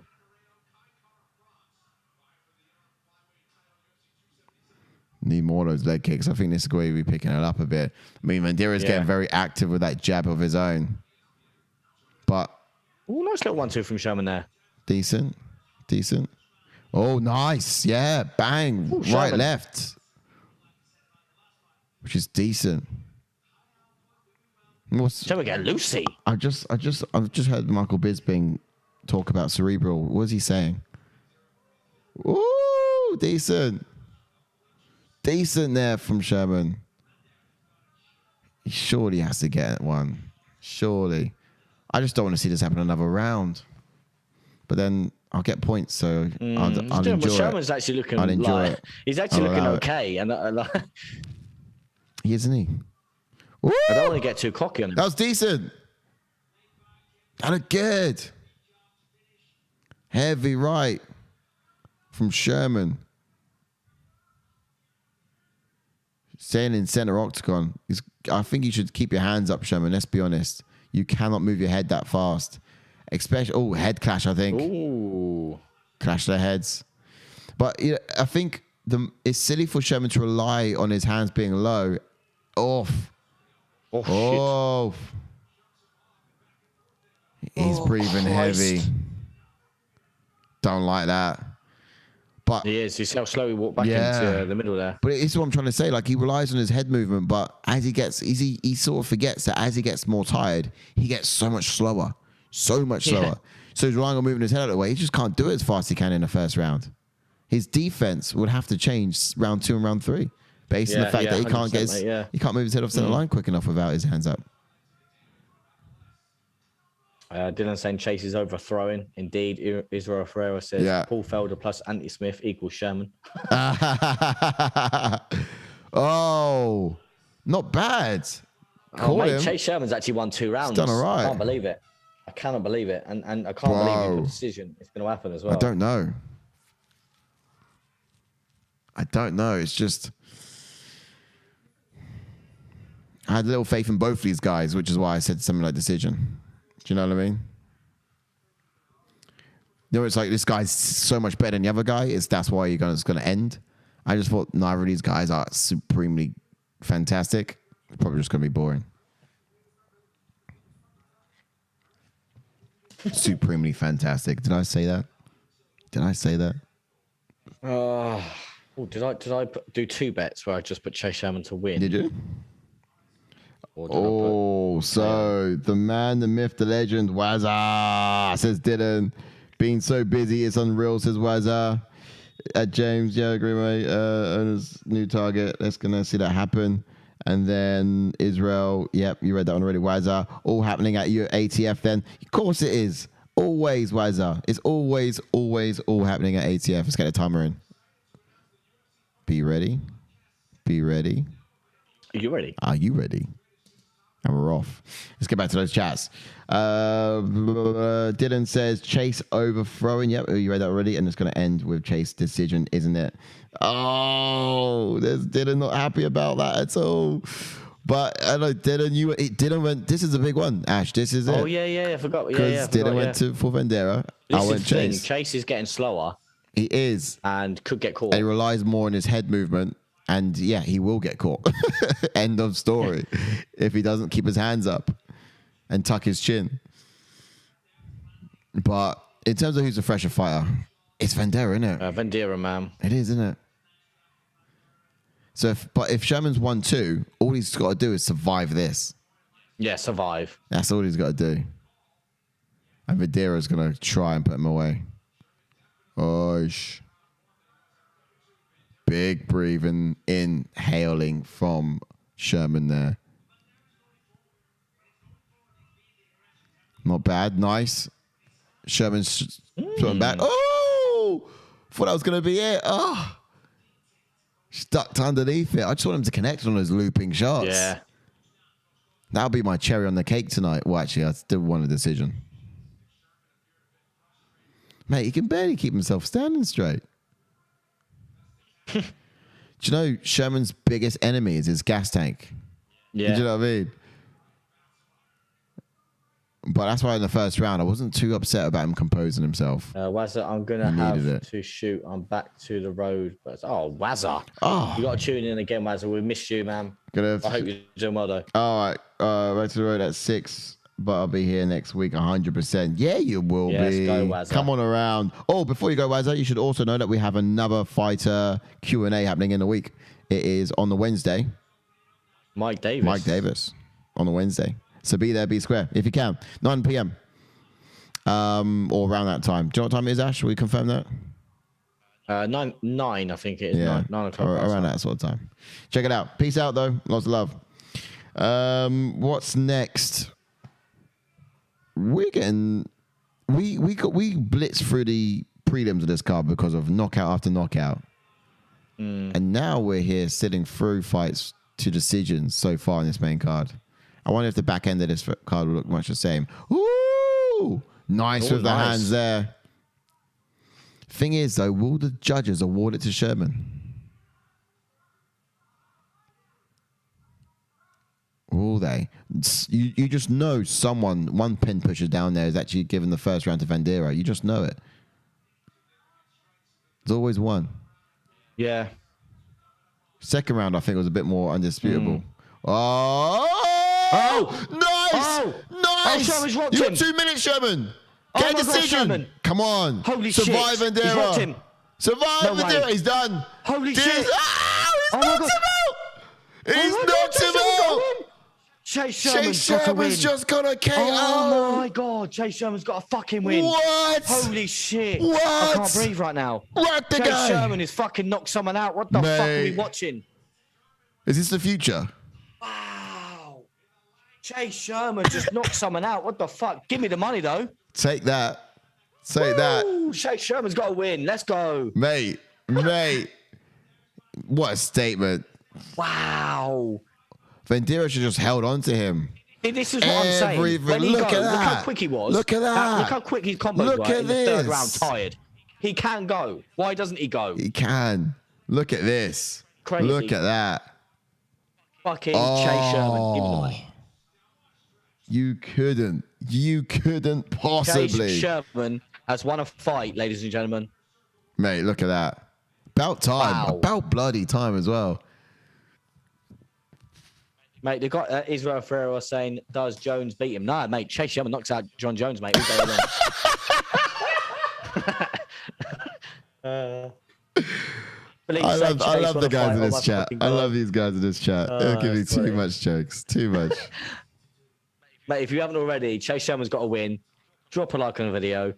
Sub to the channel. Yeah. Because Chase Sherman's just got a win. JK's going to be so proud. Just insane. I put second round. I put first round KO because I thought that was the only way he was going to win. And he was actually on his way to a decision. Oh, you got 7 points then because it was a knockout. Oh, bro. Yeah, I'll take the 7 points, Mate, mate. Take it all day long. I guarantee I was like, me and you were like the only people that picked him because I'm going to have to have a look. Fucking Chase Sherman won a fight. I reckon they're still cutting him. Imagine, yeah, do you know what I mean? It's like, yeah. Well, to be fair, I thought if he got a decision, they might still cut him. Yeah. Same, it's knockout. Same. It's a knockout. So now it's got a little bit more to it. But still, looking at his performance against someone like Vanderaa. To be fair, Chase Sherman actually looks okay there. Like the 1-2s down the pipe were landing. Yeah. His leg kicks pay dividends. Yeah. But still, what I would say about it is just it. Who else could he fight? To be fair, but you're going to go above Dylan, though, because you went Chase. So that's the main thing, mate. I did, yeah. Absolutely, I will. And the guy, mate, you're top now, Si. You're top. I'm on number one. Yeah, you're number one. Because the person who was top put Vanderaa. Get in. SB, Si, on the rise. Where am I? Well, I'm still scrolling for me. I put first rank KO, but at least I get the points for. Yeah, I got 7 points. Where does that put me? That puts me into 15. I so very nearly had 15 points, and that frustrates me just a little bit. Shall we look at some of the striking numbers on that round? Supposedly, Vanderaa landed more. So, do you reckon that decision would have gone to Vanderaa? No way. No way. It wouldn't have.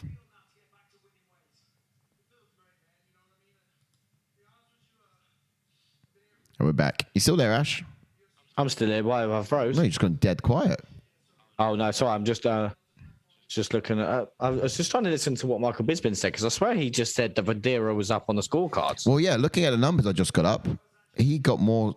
Apparently he had better strikes. He had more strikes. Really? Yeah.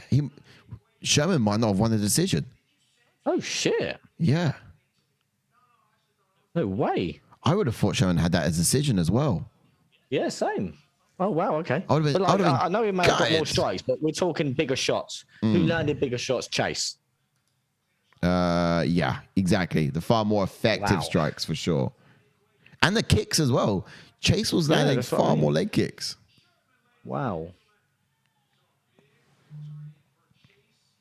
I'm baffled with that. Really am. Yeah. Well, I'm kind of glad he done that then.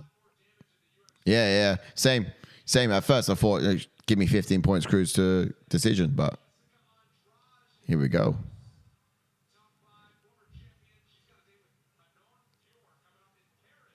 Mate, that is fucking quality. James has come up with the biggest fight and it was sell. I reckon it would sell the most pay-per-views. Chase Sherman versus Sam Alvey. Whoever loses gets cut. I actually think Sam Alvey's fighting. I can't remember if he is or not. I can't remember.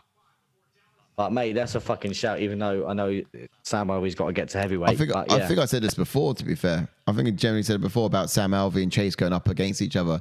But this was when they let Chase Sherman go anyway. No, it was Greg Hardy. It was Greg Hardy and Sam Alvey. Yes, before he got cut. Greg Hardy versus Chase Sherman. That would have been a banger. It would have been good. I remember just put them all in a little bit of a mosh pit. Just let the loser go home.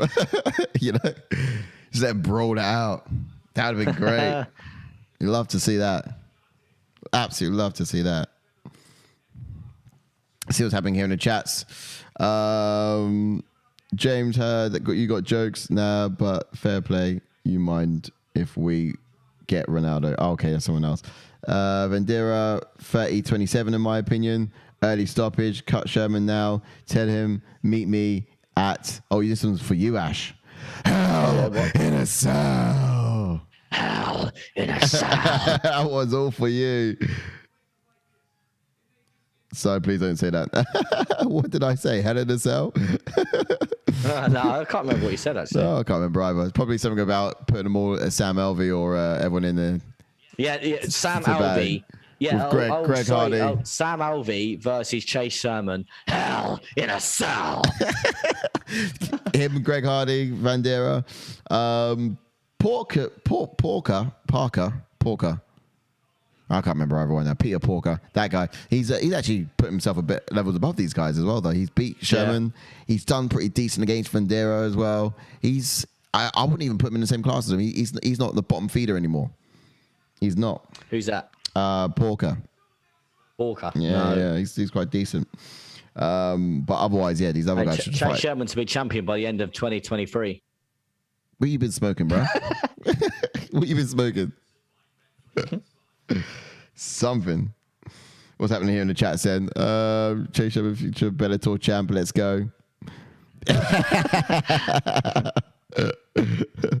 Right, let's get into this next fight just in case they come out because they've done it to us in the past. Dylan was just saying that. Don't say that Vanderaa would have won the decision, but that's what they were saying on the TV as well. Like, yeah, I didn't see him winning it. To be honest, if you say on numbers he was winning a fight like Bisping said, then wouldn't have Michael Johnson won because he was up on numbers. Yeah, I mean, look at this. So you can't 1-2-1, 1-1-3. This is what I'm saying. Like, you can't, like, the judges can't have given that to Vanderaa when he was winning on a strike. Surely not. But Chase was landing the bigger shots. He was. So you would have had to have given Michael Johnson the win. Anyway, jump on to Said Nurmagomedov, who has got a pro record of 15 wins with 2 losses, with 4 KOs and 4 submissions, with 8 first-round finishes, and has a UFC record of 4 wins and 1 loss. He's currently on a 2-fight win streak, and he made his UFC debut back in 2018 and has never been KO'd or submitted. That's right. Now, this guy's an orthodox fighter, very upright striker, high-level striking, and he makes his reads and uses his feints really wisely. He sends that sort of misdirection to sort of set up his shots. It's huge. He uses his hips to sort of impressive He's got a lot of dexterity, I guess, in his striking, but the way he has that hip movement that's quite loose. It's just that's what I think is quite impressive. Wisely, he does sort of move in and out of his range with great footwork, and he's got a constant spinning dangers. This is the guy that coined spinning artillery for me. Yes, spinning artillery. Yeah. He's got different shades of that sort of training partner of his, beating him Sherapov, which was insane because they did train together as well. And Zabit's no longer with us, but if we can see shades of that guy living on here inside Nurmagomedov, fantastic, great. Look, it lives on. Although he does go to the well too often with all that spinning shit. He maintains that unpredictability because he's he awkwardly times his feints and striking variety, which is really good. Yeah, 100%. And we jump on to Douglas, who has got a pro record of 28 wins and 4 losses with 20 KOs and 2 submissions and has 11 first-round finishes. This guy's a dog, telling you, bro. Has a UFC record of 6 wins and 4 losses. Yeah. He's also on a 2-fight win streak. and he made his UFC debut back in 2014. Yeah, man. Like, this guy's orthodox fighter, also Muay Thai, kickboxer, wide frame, and he sort of steps into the weight class with a lot of punching power. Like, he cut down, I was saying earlier just before we started this, he cut down from 182 pounds to 135 when he returned to this division. So he cut about 47 pounds in 11 weeks. Wow. Yes, Caio. Caio. Pew, pew, pew, pew. Welcome in, man. Just get on some. I had to get that in there. Interrupt me for Caio any day of the week. We're talking about the fighting style here for Douglas, and the absolute banger. But this is where his power comes from. He is actually a fat guy in a skinny guy's body. You know, he always seems really tense, like he could explode at any moment when he sort of stands there on the edge of range. And you can sort of tell he's heavily invested in landing his power shots as well. He winds up with those big looping shots, and after he charges into the pocket, he sort of just lets it go.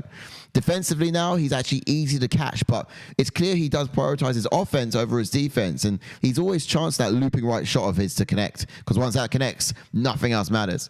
But look, if he had a finishing move, it would probably be that burst combination, left hook to the body, right hand over the top. Slam as well, yeah. Hell in a Cell. Off the Hell in a Cell. Exhibition match cage. No, but genuinely, like, if I had controllers bashing buttons and I did a little finishing move on this guy, left body, right over the top, he's done some naughty things with that same combination time and time again before. Yeah. But it's all because the power that sort of lives within him, within his bones from that weight cut down. Like, he still has that power of like a lightweight in this division. It's beautiful. Indeed. So, but what I'm expecting from Nurmagomedov is use his long range weapons and have a better footwork. And out of the two, he needs to use and reestablish the range as Douglas crashes into the pocket, circle towards the weak side of Douglas, and watch out for that right looping shots that he tries to set up. Yep. Douglas will need like will be blind too much by Said's divisive striking. Has a lot more output as well. He does, yeah. And also, like the up kicks as well, spinning body kicks that you mentioned earlier as well, mate. Yeah. Can be good for him to control the range. So long as it doesn't go too well for him. That's true, yeah. And that's what I think. I mean, I think it would be, my advice would probably be that Said gets creative with his striking, but he must sort of retreat to like a safe distance, because the dangers of Douglas is legit. Yeah, and then reset immediately after. Yeah, imagine. But yeah, one of the things about those that spinning artillery of his, if he does go to the well with it too often, then Douglas can telegraph it, read it, and just catch him on his next entry, mate, and that would be scary. So yeah, he's got to be. He can be creative. He just got to mix it up. For sure, I agree. Expectations for Douglas: time his entries to counter Said's leg kicks, I think, and just keep coming forwards. If he does manage to sort of read that spinning attack, then he could capitalize big. So just be well aware of it, and just sort of the look to sort of slip those kicks if he can.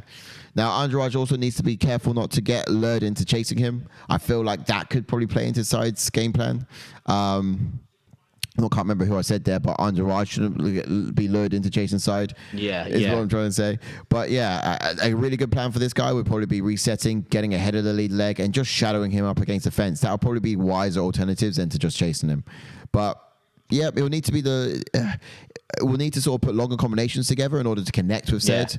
No doubt Nurmagomedov's going to be fighting long in this. And, 1, 2, 3 bursts, combinations, that's only going to close the distance. Once you're there, at that point, that's when you need 4, 5, 6, because that's what's going to hit, in my opinion.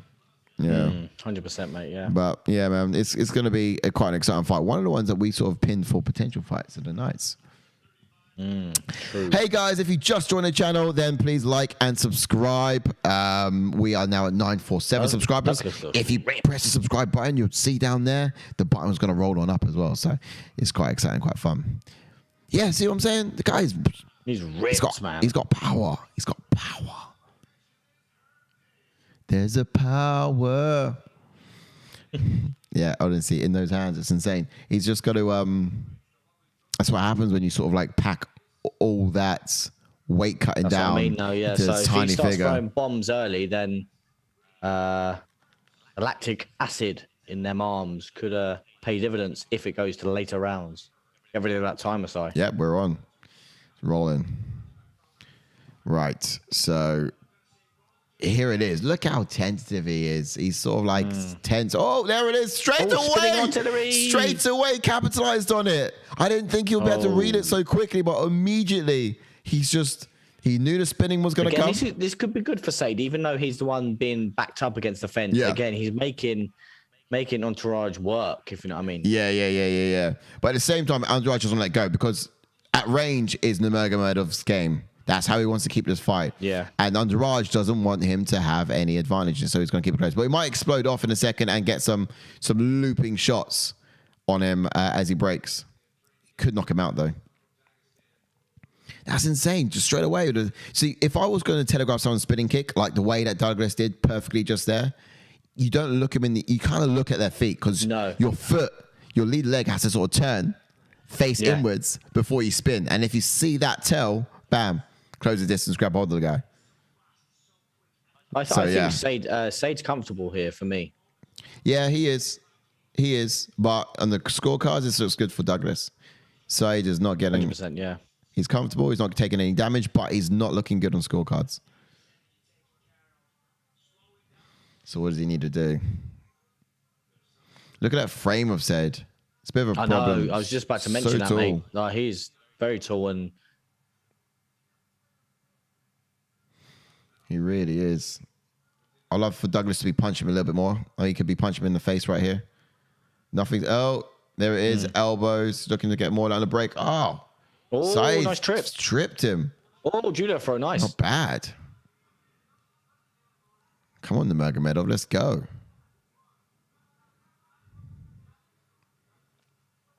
Oh, yeah. He's got those kicks, which are pretty good. So, yeah, look. Andrade is kind of defensively, he's got some holes in his game. Yes, you can see it, mate. Yeah, he can get caught. Straight jabs can do it, but yeah, look at those kicks. These two do, like, obviously you saying that Douglas had to cut a bit of weight. They look like two different weight classes. Douglas looks like a weight below. But it's just because of the frame of Said, sorry. Yeah, well, he just cut down. James saying, I want to see a Nurmagomedov lose. Come on now. Why is it the surname that is so terrifying? He's I don't know. He has lost. He's got one loss on his card already, hasn't he? This guy. Nicholas says Khabib second round sub. By Khabib.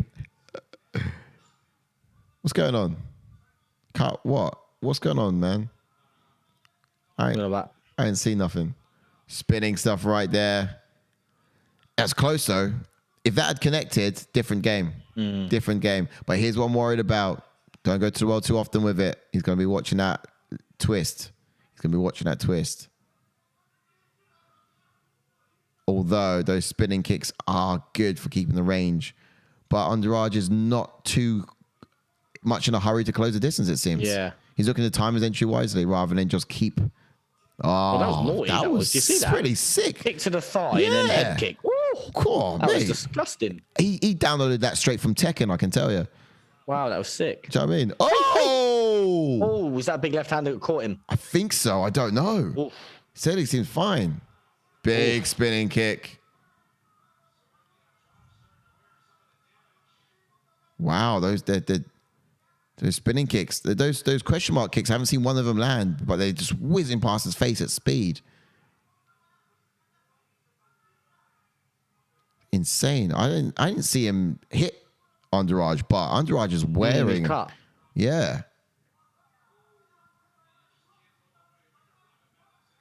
He's wearing his own blood, and I don't know how. That is true. Where did it come from? Yeah.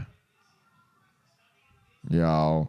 See how Nurmagomedov is almost panicking in a way in that sort of exchange just there when Andrade got close. It's just like, don't let him get close. And that's all he has to worry about, Nurmagomedov. Don't let him get in close. Whoa. Oi. Not sure what that was. Oh, that was nice. Yeah, it was like a little flying kick. Yeah, it definitely landed there. That was nice. Yeah, I'll take that. That's pretty fun, that. So let's get back to the chat. Ivan Nicholas said, Said is the most shit Nurmagomedov. No, Khabib. and that others don't associate with him like that. James saying pressure boxing. Sambo, why has no one figured out? Easy to say this as a couch potato, but still. Yeah. I think Said is actually really good. Nurmagomedov. He is pretty decent. He's not the best of them, obviously, but he's impressive. He's very good. He deserves to be higher up. It's crazy to think he deserves to be ranked. He needs to be top. Nurmagomedov's in this bantamweight division. Yeah, I'd say he's a top 10 fighter. This guy. Yeah. What happens if they ever have to fight them each other? I don't know. Nurmagomedov versus Nurmagomedov. That's a tongue twister. Umar Nurmagomedov versus Said Nurmagomedov. Yeah, I know. Mate, when that day happens, I think the world will then implode on itself, you know? Yeah, Philippe saying at least this Nurmagomedov is not boring. It's true. Yeah. Yeah. Very true. Yeah. I mean, those kicks are so exciting. Like he did a little touch the thigh, question mark kick, flying kick thing. Yeah, that was nice. I like that. I feel like I'm watching a Karate Kid. Do you know what I mean? And we're in. Timer's on the go. Khabib round 2 sub, says Ivan Nicholas. We're in round 2, Ivan. Let's see if you're right. Oh, spinning artillery straight away. Really? Oh, yeah. He likes to start off with that.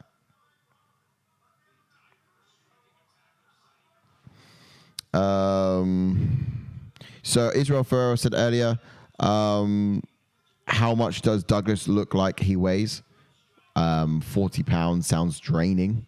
Yeah, man. He dropped like 47 pounds in 11 weeks when he sort of came back down to the division. And then you got Dylan St. Germain. So no, it was Caio who said Andrade to drown the rat. I know, got a lot of Nurmagomedov haters here. I don't know. Woo! Andrade throttled him with power there. Looked dangerous, but Nurmagomedov. Yeah. Nurmagomedov answered back with 2 of his own, which wasn't too bad. Throttled him, love that. He did, yeah, just full throttle. Boosh. But this is it. It's what we were saying earlier. Andrade needs to put a couple more punches on the end of that. He does. He needs to close the distance, man, because Nurmagomedov's going to set up his spinning attacks, set up his crazy kicks, and his great striking. And here's the thing. It takes 3 of his punches to close the distance. He needs 4, 5, and 6 to do the rest.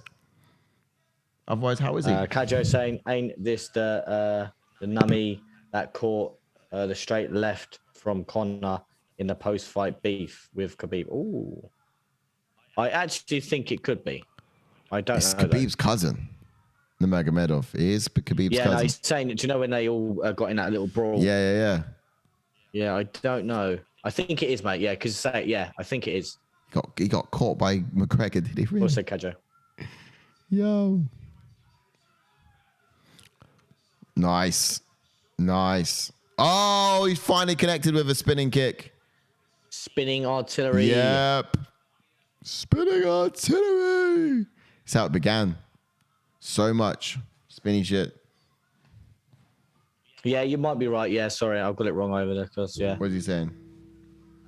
It was someone else that punched Conor. Yep. They just all look the same. They've all got the same beard. Oh, don't say that. Wait, so they all got the same beard. Is that when he jumped in and stormed the octagon, you mean? Yeah. Oh, yeah. I thought you meant something like maybe outside of the ring, something else I missed. Some other guy with a hat on, but he was a corner man. I don't think he was one of the fighters. But he was smaller than Nurmagomedov. How tall do you reckon this guy is? Do you reckon the same height as McGregor, smaller than McGregor? Said? I don't know. I think he's like probably at least 5'11". So I think he'll be, because whoever done it was smaller than McGregor, and he's quite tall. Yeah, this guy's quite tall. Yeah. Oi. Wow, flying knee there. Caught. Oh, he's getting loosey-goosey now. Yeah, Andrade and Nurmagomedov caught him. See, here's the thing. Nurmagomedov needs output, he needs power. He's got precision on his side. He's got speed on his side. Now, Andrade, he's got speed. He also has power. So it's really very much speed and precision versus speed and power. Oh, Douglas wants to spin around now. Yeah, spin around. Yeah. I think he's trying to coax Nurmagomedov for another spin so we can charge him. Oh, sat down on that. Nice. Bruh. Smaller fighters just quite difficult to take down, but knees in those close clinch situation are ideal and absolutely perfect. James saying pressure boxing with solid takedown defense and scrambling back to the feet is the way to go in MMA, in my opinion. Yeah, man. Caio saying, yeah, Ivan, that's the one. Nice one. Right. And Dylan saying Giga Chikadze will fight Yusuf at UFC event in September 17th. Yeah, that'd be a great fight, buddy. That'd be sick. Oh, yeah, you're going to have those kicking power against the hands power. So it's really going to be hands and feet, isn't it? Sadiq Yusuf's got insane hands and insane power. Whoa, they both spanning, so it kind of got tied up. 20 seconds left here in the second, and Andrade ended up on top. Nurmagomedov trying to tie up the hands and survive. That's all he's got to do. He's going to look for a submission. Yeah, I was throwing his legs up. Oh, Douglas, you don't have time, bro. You got to rain it down for all the time you got. Who cares if he puts you in another wrapper like that because you got 6 seconds left? Do you know what I mean? He should have jumped on him. Yeah, Philippe saying, he dropped him. Yeah, he should have been all over him. He should have. I mean, he looks. He was initially, but you know, Nurmagomedov wrapped up an arm, and he got too scared. He had 6 seconds left. Just go in again. Get as much damage off as he could. It was wise though. Use the armbar to sort of escape.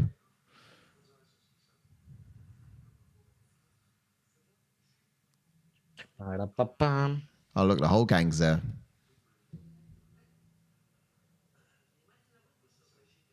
Crazy. I have to go after this fight, Mr. Brown. Are you? Yeah. What round are we in? Round 3. So after this one, you got a... What comes after this one? Main event? Co-main. Oh, mate, yeah, we've got some time to go. So you'll be... So, guys, Ash has got to shoot off. It's going to be quite a short stream, but we're not going to leave you. I'll be sticking around. And there's going to be a chance for one of you guys to also jump in the seat too. So we're going to have to open up the Zoom room. So you feel free to dial in for some conversation and chat. Ash is still going to be here. You're going to be on the phone, Ash? Yeah. Feel free to mute your journey if you get too loud and whatever trips you're taking. But yeah, do that. We're in the round. How do I do that timer? I'm a couple of seconds out. I'm going to reset that timer for the 4:30. But just timing that down, we're at 4:48, 4:47, 4:46, 4:45, 4:44. And timing. I'll bring the timer in at 4:30 seconds. Oh, Douglas grabs hold of the guy. Thrown around. Slam. Throwing him around like a ragdoll. How do you reckon this looks so far? Who's got Nurmagomedov's up by 2? Would you say that? Oh, I don't know. I don't know. Oh, mate, I was so interested in it. I completely missed the 4:30 timer as well. Mr. Brown. I know. James saying boxing is such an underestimated aspect of MMA. It's the underrated aspect of MMA. So is, man. Boxing? Underestimated. No way. Boxing? You sure? Oh, sorry. It's an understatement. Sorry. It's an understated understatement. Sorry. Understated one. Yeah, I mean, I feel like it's like I think everyone does some level of boxing, but I think some people look at boxing as throwing your hands. Boxing is actually moving your feet just as much as it is throwing your hands. And I only think a few like really good boxing in UFC are the guys that move really well. And it just is a beautiful dance between the hands and feet. So speaking of which, Nurmagomedov, great switch up the stances, kickboxing, he just does so cleanly. He's actually starting to wind me up with his spinning attacks now. So many. It's what I'm saying about going to the world too often with him. It's just a bit... It could be easily read. Oh, Douglas throwing one of his own straight to the... he's hit him with the ghoulies. Straight to the cup. Timer has stopped. Straight to the Gouligans. Oh, Christ. Cripes. What's your blasphemy, bro? Simmer it down. Steady. And then we are, 20 seconds up and counting. About 3 minutes left in the round. Who needs this most? This round, to be fair, I don't know, because Sai definitely won round 1 for me. Yeah. Round 2 was closer. It was, but I'll give it to Nurmagomedov as well.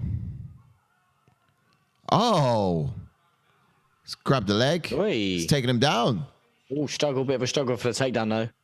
He's taking him down. He's down. Nice control there from Said. Oh, go on. Seems to be panicking a bit down there. Wow. Kicked in the break as well. Wobbled him a little bit. That looks so good. Yeah, that's nice. But I'll be very wary about Andrade because he still has the power in this round. Here we go. Wow. Yeah. Here you go, guys. You got your timer in for 2:30 counting down. Did he knock him down? No. He's spinning artillery shit, man. He's fucking just missed, and now he's on the bottom. Like, fucking stop throwing it. You throw it all the time. It's like a ballerina, isn't he? Fucking lunatic. Oh, this could be a chance for Andrade to get up. He could have thrown this round just purely because he wants to keep throwing shit. Spinning around. I'm spinning around. Get out of my way. Look at this. See what's really clever about Nurmagomedov there on the ground. Hands behind the head, open up the lungs, get some oxygen in, get as much air back as you can while you're down there. Recovery. Right, recharging. Right, what is going on here? Come on. Douglas needs to either let him up. All those up kicks are hurting. Herb Dean. No, it's Douglas. Come on, bro. Let him up or not. Douglas, what's Douglas doing? Either let him up or go down there. Oh, my God. What is this? Herb Dean just step in there and fucking stand him up. It's not Herb Dean at all. It's Douglas. Yeah, but that's what I mean. He's not doing anything. Douglas needs to step back and say, I want him up.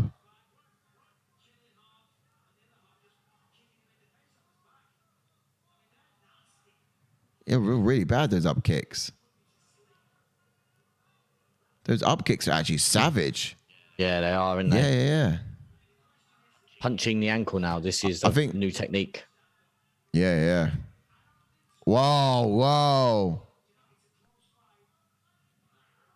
That is interesting. That was an interesting one.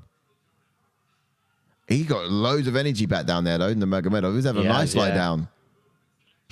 Andrade should have let him up and just made him work. Oh, and he spins again. Piss off spinning, man.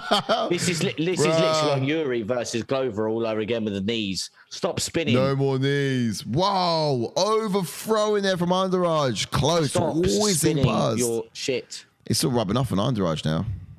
Takedown here from Nurmagomedov. Can he secure it? Great defense from Andrade. Sturdy defense. Sprawling out of that. But here's the thing. Andrade still has knockout power. How he's eating these kicks, I don't even know. Yeah, it's crazy, man. Whoa. So good. Andrade. He threw everything into that. He literally ripped himself like a Beyblade. Honestly. The way he just sort of span around like that. That was quality. See, this is what happens to Nurmagomedov when you spin in the octagon. You make other people believe they can do it too. Too many times to spinning. I don't get it. Why? There's just no need for it. Shall we have a quick look at what the numbers look like on that round? I've not got chats up now. I've turned it off. Oh, have you? Oh, did you? Yeah, because I've got to shoot. Let me know about that. So here we go. Strike-wise, 51 to 68. So it does say that total strikes goes in favor of Nurmagomedov, the man himself. Takedowns, it said it got one each. Is that updated, Philly? I feel like there was more. All right, back we come.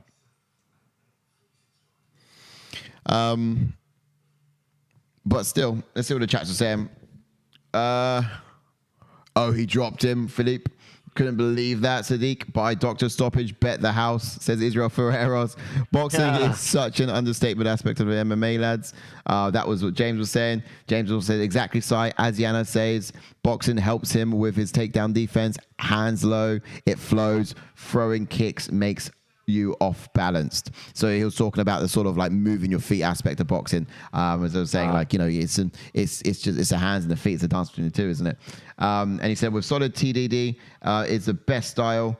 Nick Diaz had it and all figured out. Fighters should pay more attention to that style, in my opinion. I mean, in terms of the more superior style, we've seen a lot more people top of the divisions who had Sambo ability, didn't we? It's that Sambo style that has really been coming through. I think what I've noticed within mixed martial arts or within UFC at the moment is like those who Yes, side. Unanimous. Decision. Yes. Did I go? Did you put I that? think it's a decision, yeah. No, I think you put first round submission, the same as Nope, Jordan. I said. Oh, no, that was for another fight. Whew, I said decision. Oh, my. Thank goodness. Side, yeah. No, it's Jordan put sub. Oh, did he? Yeah. Yeah, I got that one decision. I got a nice 15-pointer there. Love it. Go on you, mate.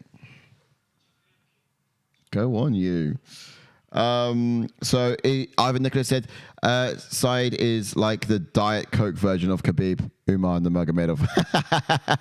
The Diet Coke. I mean, I went to McDonald's today. I wanted a normal Coke, paid for normal Coke as well. It's a little bit extra on the pennies. They gave me a diet, didn't they? Absolutely livid when I got on the tube on my way home. I was thinking, if they pissed in this Coke, then I realised it was diet. And I was like, okay, I'm a bit more happy to drink it. At least no one ain't poisoned it. But I just thought something was off. Do you know what I mean? I can't drink Diet Coke if I know it's Diet Coke before I drink it. Do you know what I mean? I'm going to shoot. I'm going to go and pick up my missus. Right. So again, I will be back talking in a minute once I'm in the car. So I will speak what you need to do in a second. What you need to do now, Ash, is just quickly call in. Call in now. Dial in on your phone. Yeah, I'll put myself on mute. Yeah, exactly. Yeah. And then shoot off. And then what we do is we'll head over to the other screen. Just join back in normally, yeah? Do you know the number, the phone number which you wrote down? What, the ID and stuff? Press the phone number, which is +330, the top one. So you're calling in on your cell phone, like satellite call. Which number? Which one does it end in? Come on, Ash, we looked at this. It's the top one. No, you told me the meeting ID and the postcode thing and the passcode thing. Yeah, you sent the whole thing through on the Zoom, didn't you? Yeah. Oh yeah. Which one am I ringing? Dial-up location. Yeah, the top one. +330. Okay. I think they all might work, to be fair. They're all United Kingdom, aren't they? Any of them. Call any of them. I'm ringing. Yep, dial that up and then pop in the details as it asks you to. And then I'll see you on the flip-flop. And then for everyone else who wants to, if you guys want to join and be on the channel, it will be largely me on my own on the main screen, but you'd have a chance to join it as well. Right, I'll speak to you in a second. Wait, hold on. Are you in? Oh, hang on. Let me just type it now quick. Come on, get in, and then you can go. All right, some more in the chat here. So Dustin's in. Dustin Hurley, what's up, man? How you doing? Yes, Dustin, legend. Welcome into the show. So it says, Said isn't bad, but he's not going to be Khabib. He said it here first. Okay, not too bad. James has said Sambo is greater than wrestling, no doubt, but putting hands on these Sambo guys with solid takedown defense makes them panic. It kind of does. But once you're down, your hands can't help you. Once you're down, your hands can't help you. So really at the beginning of each round, but once if your takedown defense fails and you're on the ground, your boxing becomes null and void. Israel Ferrero says, fighters need to realize that lower body stance, upper body stance exists. Yeah. Who was that guy just a moment ago on the card? Sabahi. Was it Sabahi? He fought just before Vanderaa. Sahabi. That guy has a very low stance. That fight annoyed me a little bit because he ran throughout the whole fight. I don't know what you guys thought about that one, but he just ran the whole time. But a very low stance, very low base, ready for the shooting on the takedowns. It's insane. What do you think, Ash? Is it time to get into the next fight in the card? Right, I'm in. Right, I'll speak to you in a bit. All right, nice one. You take care then, and I'll continue the show with the next fight in the card. All right. There goes Ash. I'm still here. 1 sec. Nice, no problem. Okay, cool. So this is a bit of a different scene, very different for you guys to see. But it's going to be me taking it on from here, and then Ash is going to be dialing in on the phone just next door, so it's fine. He's not too far away. He'll be here in spirit or in voice for some comments, but he's going to be podcasting the rest of the show. Now, there is a chance for you guys to join as well, so I'm going to pop a link into the chat in a moment, and if you go in the chat, it'll be via Zoom link, so you haven't downloaded Zoom yet, download the Zoom, and you'll be able to jump into the room, and we'll be able to bring you up here on screen as well. Now, in order for that to work effectively, we actually are going to need you guys to be in the Discord group. So let us know if you want to be on the channel, and then we'll have to send you the link privately because we can't have everyone join in and jump onto the channel because that would just be a bit of a mess. But yeah, if you want to be on the channel and you want to be up here on the screen as well, let us know privately. You can say so in the Discord group, or you can pop something into WhatsApps to us as well, and we'll send you the link, and you can jump on in and be on screen privately for a duration of this co-main and main event. But for now, and let me know you're still here and with us, Ash, we're going to get into the co-main event, and I'll start now with a breakdown. Yeah, just give me a sec, mate. Yeah, sweet. There you go. Okay, here we go. So Armen Petrosyan, we're talking about this guy now. He is a pro record of 7 wins, 1 loss, with 6 KOs. He's also 3 first-round finishes, UFC record of 1 and 0 losses. He's in on 3 fight. He's actually currently got a 3-fight win streak at this point in time. He was actually also on the Dana White Contender Series in 2021, and his UFC debut in 2022, so it was this year. So he's never been submitted. Now, fighter style-wise, this guy's an orthodox fighter, explosive kickboxer who he loves to find a target with kicks to the head, legitimate long-range weapons, and punishing hooks as well in his arsenal too. He does tend to sort of round off his combinations with those kicks, a physical presence in the octagon he tends to be with his hands. He's always got your hands all over his opponents, and he's always looking to sort of rough him up a little bit as well, best way he can and knows how. But he's a durable fighter, this guy, capable of overcoming adversity and finding a way to win. But in previous fights, his opponents have had a hard time keeping him down. So you put him on the ground, and he's someone who can raise quite quickly to his feet and find him once again. That was Armen Petrosyan. Okay. Caio Borralho. This guy. Pro record of 11. He's also got 1 loss. He has 4 KOs and 3 subs, 6 first-round finishes, UFC record of 1 and 0 as well, and he's on the 10-fight win streak at this point in time. Now, he was on the Dana White's Contender Series in 2021. He was on that twice. His UFC debut was actually in 2022, and he's never been KO'd or submitted. Again, pretty insane. I actually like this guy a lot. I do. I think he's a really good fighter. Great cerebral fighter as well. Good IQ. I'm about to get into that now, actually. Southpaw fighter, well-rounded karate style striking ability. He's got an impressive fighter IQ, and his age, for his age of experience, it's just something to behold. I mean, I couldn't believe it thinking about, first fight in the UFC, and he's got the experience that he's got. He's got the sort of IQ that he's got. It's so impressive. He's light on his feet, and he bounces in and out of range with fluidity. He's great distance management, and he actually also leaps into range and lands his big 1-2 combinations before resetting. He's very elusive, and he's difficult to catch as he sort of baits his opponents in for those counters. He gets very fast hands, which quickly become a problem as he sort of fires them from the hip. He's got this dynamic offense, and he can actually flip the script at any point and sort of shoot for takedowns. This guy's good standing up, and he's good on the ground, and that's what we want to see in a champion fight, or someone who can at least go to duration in the UFC in this division. But look, he's capable of landing those strikes, coming forwards and backwards, but he's also got these flying knees in his arsenal you got to look out for too. I never knew how much it is to read out on your own. Honestly, I'm losing my voice a bit. I need some water. Should have gone and got a cup of tea break before Ash went. At least he could have entertained you guys in a moment. Let's see what the chats are saying. So James saying, summer fighter Israel Ferreira saying, fighters need to realize that the lower body stance. Yep. Ivan Nicholas says, yo, Saad Nurmagomedov versus Umar Nurmagomedov next? Question mark. Yeah, we would just say that. We was talking about Battle of the Nurmagomedovs would be absolutely insane. Imagine if it was just like they had to meet each other in the octagon. It's like, oh, by the way, Auntie asked you, want to know about where are you coming over for dinner tonight? Battle Royale. Yeah, do you know what I mean? A massive Battle Royale before 2 Nurmagomedovs. They'd be in the clinch on the ground just talking about Arnie's cooking last night at dinner or something like that. Like, it's dinner table talk. It'd just be, yeah. It'd be wild. It would actually be wild. Dustin Hurley saying too many Nurmagomedovs. He's not happy with that at all. Israel Ferreira is saying Paul Costa, lil bro. Okay. Caio Borralho does look a bit like Paulo Costa's little bro. Let's be honest. What do you reckon, Ash? He does, doesn't he? You see it? Taller than, maybe he's taller than, 100% does. He's taller than him though, isn't he? So he's probably going to be his older bro. Yeah. Yeah, most likely. All right.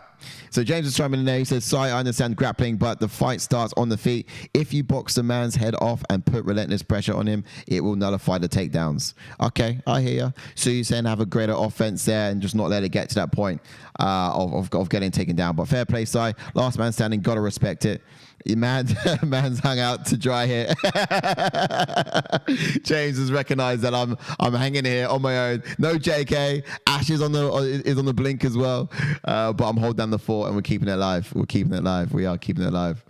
I did have a little setup where someone could jump in on their phone and also be there in the side screen too, potentially. But I'm not sure how it's going to work. You'd have to message me in the Discord and we have to work something out. I'll send you a link and you can pop yourself there.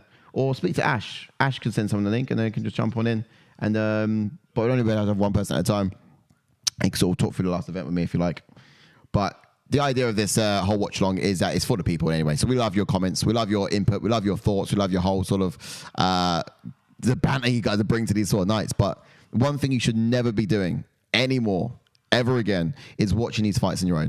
Oh, yeah. It just doesn't make any sense. Just doesn't make any sense. Ash, you good? We're rolling. Can you hear me? Yeah, I can hear you. You driving now? I'm driving now. Let's go, baby. This is class. Have you seen the YouTube? Could I get YouTube up at the same time? Probably not. Not while you're driving, mate. Keep your eyes on the road. You naughty boy. Yeah, mate. Don't scare us. Start hearing start hearing all sorts of things going in the background. All right. You can hear it. I can hear you a little bit. You're a bit sort of shaky. Your mic's not all that great, so you have to mute every now and then, I reckon, if you got some background noise. But your input's always welcome, man. Aside from that, I'm just going to get some expectations quick, and we'll come back to it. But expectations, ways to win for Petrosyan. He's going to want to sort of be aware to take down attempts from Caio. He's going to want to find ways to exploding out of those grappling positions because he will do his best work striking at range, I think, Armen. So don't want to get too close and tangled. Incorporate a lot of kicks into his strategy, even if this is just a point-scoring activity as well. But it's actually a good guy. It's good that this guy actually can overcome adversity because I got a sneaky suspicion that, and it's a scary one as well, that his best success is probably going to come after the storm of Caio. So after Caio's actually sort of put a lot of hurt on him and he gets a bit fatigued and slowed down and tired, I don't know if that's going to happen too much, but at least wear his arms out in trying to get submission potentially. That is probably when Armen's going to have a chance of doing his best work. So, yeah, sort of look out for those opportunities and be able to do that. Other than that... Remember when Gregory Rodriguez hurt that Armen in his last fight? I remember that. Yeah, he did. Here we go. Timer's on. Sweet. And we're off. But more on the expectation side, I reckon Armen can actually sort of fight both coming forwards and going backwards. So if he wants the best Caio style, he'll actually sort of need to use the fence probably to sort of back Caio right up against it, stifle his movement, throw looping shots over the top. He would actually need to sort of extend the combos and string a lot more of his punches together in order to do this, I reckon, though. But if he can get Caio to the fence and slow down that movement, might be the best way to victory. Look at this, though. Look at this. Mixing in a takedown already after being such a threat on the stand-up as well. It's crazy when you see fighters... so this is Caio Borralho. He had some success. He's got a takedown. Yeah, just got a takedown just now. He's with his hands. He found the target. Come on, Borralho. Say again? Let's go, Borralho. Yeah, exactly right. Borralho, let's have this. It's so rare I see a fighter having success in the stand-up on his feet with his hands and then opting in for the takedown shortly after. And this is something that Borralho's just done. He's looking to isolate the arm, Ash. He's taking it back. He's looking to isolate the arm. He's going for a back and rear naked choke. Right. He's going for a rear naked choke. Come on. He did Borralho. Yeah, Borralho. Oh, Petrosyan's slipping out slightly. He's slipping out. He's turning on him. But Borralho's found it again. He's got his hooks in. He's back on the back and he's sort of seeking to get his neck. He's reclaiming it. Oh, hips are high. Love that. Petrosyan's trying to stand up, but what's really smart about this is Borralho's reaching for that leg. And if he pulls that leg back underneath him, he stops Petrosyan from getting his hips high and shaking him off the top, which he's done so successfully. Back on the ground, seeking for that, trying to find that choke. Not bad at all. Petrosyan's doing all right to fight off all the attempts, controlling the arms best he can. He's still alive. He's still in it. But Borralho's on the back and he's getting his hooks in. Nice. Nice. So this is pretty amazing. So Borralho's on the back, right? Now he's got a body lock. He's got the lock with his legs. What Armen's doing quite wisely is he's putting pressure on that lock by turning into it. But Borralho slips his hips out to the side just to sort of make it very difficult for him to get that momentum and roll over to that side, which is really good. So you see that lock is on the left side of the body. His hips kick out to the left side of the body. Yeah. I'll give you all the color, all the detail. He's switching the lock really wisely as well. See, watch how they're rocking from left to right. Petrosyan is trying to put pressure on the lock or where Borralho's legs meet there. With that pressure, he can actually break free of that body lock. And that's what he's going to try and do. Let's get back to some of the chats here. Man's hung out to dry here. Israel Ferreira is saying, Ash is dedicated, driving and podcasting, dangerous, but dedicated. You are safe to drive, right? You got hands free, haven't you, Ash? Yeah, no, I'm not holding my phone or nothing. I'm safe. Don't worry. Yeah. All right. Don't scare us. Hands free. I'm driving. All right. Love you guys. Come on. Look at me, mum. No hands. Caio is saying, you got some sick play-by-play commentary talent, Si. Nice work. Oh, Caio, man, you make my heart go. Cheers, bro. Appreciate that. Love you guys. Love you, bro.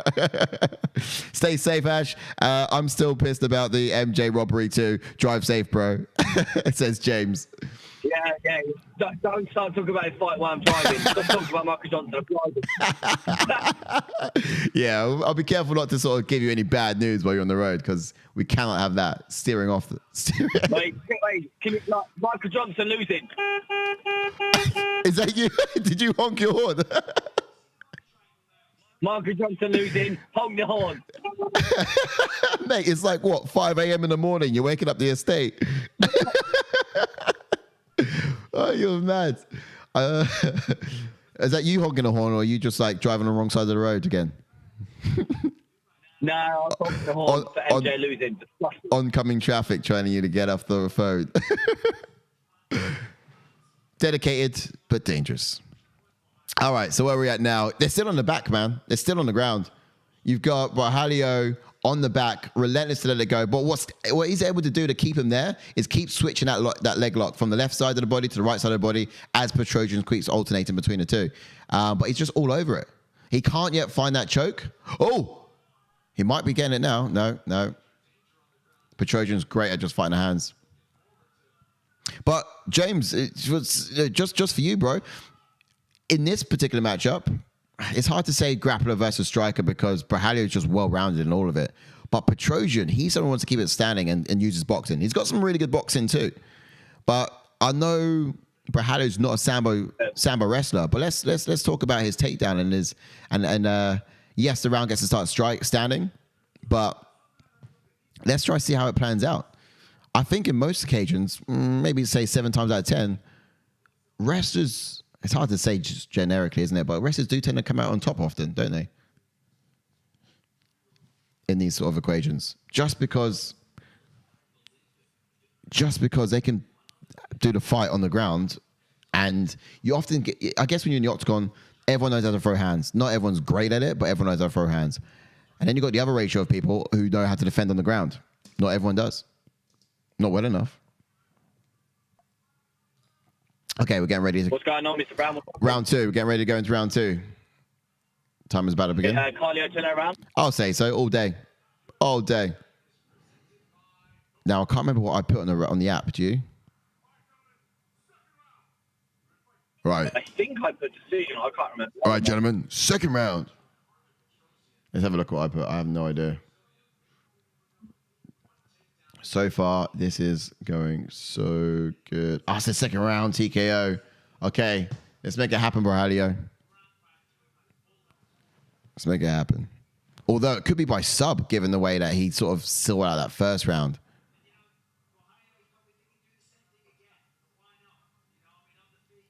Yeah. It could be a sort of like 60. Wait. So if you're listening to the commentary there, James, from what Bisping's saying, exactly what I was saying just a second ago, standing up on the feet, everyone knows how to throw hands, and there's some chances there, but if he takes to the ground, he's got a bit more certainty in getting it done, if you know what I mean. He edges it quite significantly. Stay safe. James is laughing. You the best, lads. Honestly, appreciate you, boys. Hey, Ash, you can't see this, but James says he appreciates you.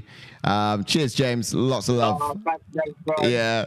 Love it, mate. Caio just says Ash gonna get pulled over, and we're getting a scoop live. Yeah, mate. Wait, honestly, my mum's life is actually police in front of me, so I'm gonna have to mute. Oh, mate. Honestly, if they ask you to wind down your window, keep it on. Keep the sound on. We just want to hear it. We just. Do you know how fast it was going, lad? Do you know what I mean? Can you step out of the car, please? What was the lost, mate? Do you not hear me? Yeah.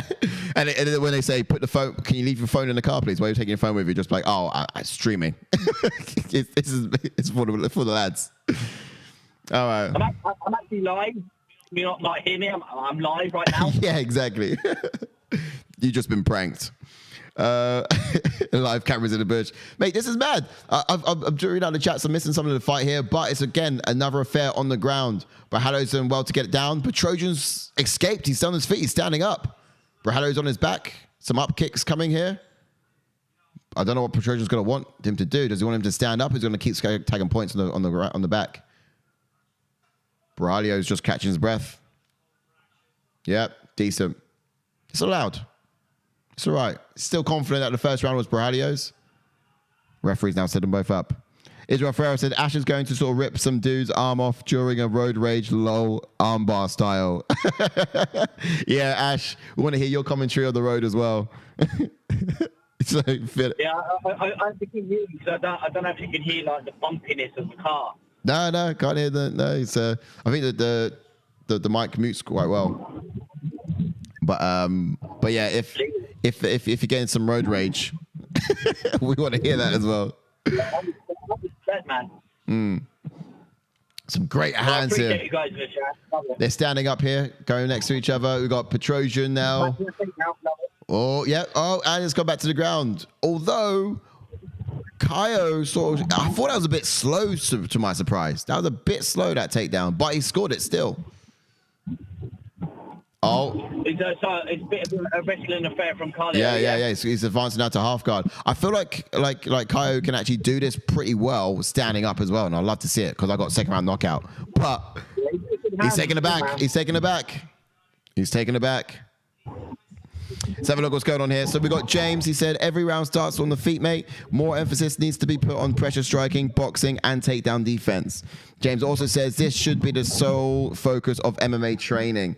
Oh, he thinks the sole focus of MMA training should be striking, boxing, and takedown defense. Okay. I see how you're going with that because it makes it an exciting bout when it's not all wrestling and rolling on the ground. I hear you. However, I feel like this new era of fighter coming through don't just know how to defend on the ground, they know how to look dangerous on the ground. And I feel like that added to striking is what you would find in the top 5 of most divisions. If you're going to find yourself in the top 5 division, you need to know how to strike. Yes, absolutely. But you also need to know how to wrestle. Not just defend takedowns, wrestle. Because when you come against a striker who's just as good as you, you have to be able to score a takedown each round to sort of edge it. Even if you're not going to be threatening enough to submit him, if you can take him down and sort of roll with him and have that edge on him, then you just got more tools in the basket, I think. So yeah, especially in MMA, it stands for mixed martial arts. So you cannot neglect the rest. I think it's so important, and I think in most divisions now, top 5, you're seeing a lot of it. Nico, yeah. Uncle C 33 says, "Yo, Sai, what's up, Uncle C? What's good, bro?" Ash is here too. He's just in this little. Hold on, there he is. He's just here. That's a clap for you, Uncle C, for jumping in. What's good? Welcome in, bro. Yeah, I'm holding down the fort of my own. JK's down in the dam. He's out there seeing the missus, having a great old weekend, enjoying himself. Ash is literally just here on the phone. He's actually having to go. He's actually have to do the run, pick up the missus. Yeah, it was here earlier. If you rewind a bit, but yeah, that leaves me hold down the fort. But it's all right. We're having the oodles of fun. Are we going into round 3? Right? Yep, we're going to round 3. That's just finished. Let's change that into 3. We're there now. I wonder if anyone... I said decision on this one as well, so we see if we do... No, I didn't. I said second round. Yeah, sorry, I think you did. I said second round, sorry. Second round knockout. We've only had 1 finish on this card so far. on this main card. Uncle CC3 says, hi, bro. Hey, bro. Hey. That was for you, I think, Ash. Say that again, though. What did you say? I think I put second round KO as well. Oh, I'll have to check it. Here we go. We're going into third round. So whatever it was, if we did say that, the only thing we can hope for now is a decision win for Borralho. Actually, I'll take a knockout this round. TKO, if that's all right. Here we go. We're standing again. Great kicks there from Petrosyan. More kicks from Petrosyan. I'll call for more of that. That'll be good. Feinting there from Borralho. Bouncing on the toes of his feet just on the outside of range. You love to see it. Oh. Now, Borralho's got his hands low. He sort of relies on his movement. He sort of creates this elusive, as I said earlier, elusive sort of like presence in range. Oh. Petrosyan's really going now. I think obviously he realizes this. It's all down to this round. He's leaving nothing on the table. He's really going. You might have to mute every now and then, Ash, if you can. Oh, sorry. Now, yeah. Yeah, go a bit of background every now and then. But yeah, it's all going, man. It's all going. Now, we've got Borralho who's holding him up against the fence here, which is good. Great strategy once again. I'd love to see him standing and banging because I think Borralho can hang with this guy. And that's the thing as well. Like he can stand and bang. I don't know why. Obviously, right? From the commentary, wonderfully he's saying, but I don't see why he doesn't stand and bang. He's got good striking himself. Yeah, he does. He really does. And I love to see him get off a little bit more because it makes exciting highlight reels. It's what he's only on his second fight in the UFC. He's got to build a bit of a base for him, a platform. He's got to build an awareness for himself, a fan base, and to do that, he's got to come in here and just look pretty slick with his hands. Although he looks menacing with his wrestling still. Well-rounded, though. I've got to say it again. He's very well-rounded. Yeah. I was saying earlier in terms of expectations for him, like, I reckon that I thought it was actually most likely going to be a standing affair, because I feel like I said earlier, he can hang with Petrosyan, although he's more dangerous standing up, and he actually will probably have less danger rolling with him. Which is probably why he has opted into these clinches and taking them down to the ground. So yeah, he can seek more advantages on the ground, no doubt, but give us some entertainment and stand and bang, please. I'd love to see that. Let's have a look what's happening in the chat. Israel Ferris is saying, I don't have Discord, can't join on Zoom. Sorry, bro. It would have been great to have you on the board, on the Zoom. If we can send you that link, that would have been awesome. Uncle C33 says, grinding him out on the fence. Yep, that's exactly what's happening here. He's over-respecting Petrosyan's striking, if that's possible. I hear. I think, Ash, what we're saying here is like Borralho needs to have a little bit more faith in his hands in the stand-up. He's over-respecting Petrosyan. Yeah. Definitely respect his striking if he's grappling this much. Yeah. He's a better striker than he's given himself credit for in this particular fight. Now he's catching his breath on his back. I don't think it's strange because I didn't think Borralho was too gassed, but he's spending a lot of time here now on the ground, on the back, catching his breath while Petrosyan's just belting kicks at him from the stand-up position. Here we go. Ref is standing them up. Now Borralho's got a lot of muscle, and obviously that's a big that takes a lot of energy as well. The more the bigger engine you got to run, and he's a bit on the. Whoa, driving that takedown there at the hips. He gets another takedown. Borralho stuffing the head there. Petrosyan's trying to rise and get back to his feet. Borralho is on him. Now they're up against the fence, and he's back to his clinch position. This was a little bit boring earlier, to be fair. Not a lot happened. Just holding him against the fence, pinning him there. Looking good to the judges, but not much else is happening. 1 minute left in round 3. And we still haven't seen fireworks. It's annoying, isn't it, Ash? Because we did... Oh, sorry. For some reason, I got the wrong fighters showing there. Yeah, I think I... Yeah, I know. It's very frustrating because I thought this fight would be fire standing up. Yeah. But... Yeah, that's it. I think what's going on with this is... I don't know, really. It's just like... Because we did say at the beginning, like, this is... Like, I love seeing this guy fight. And we did think this was going to be an absolute barn burner of a fight as well, out of all of them. This and the first one, we called the first one to a T. That was great. Well, you did. But this one doesn't seem to be too exciting at all. Borralho is still holding him against the fence. Grinding him there is what Uncle CC3 would say.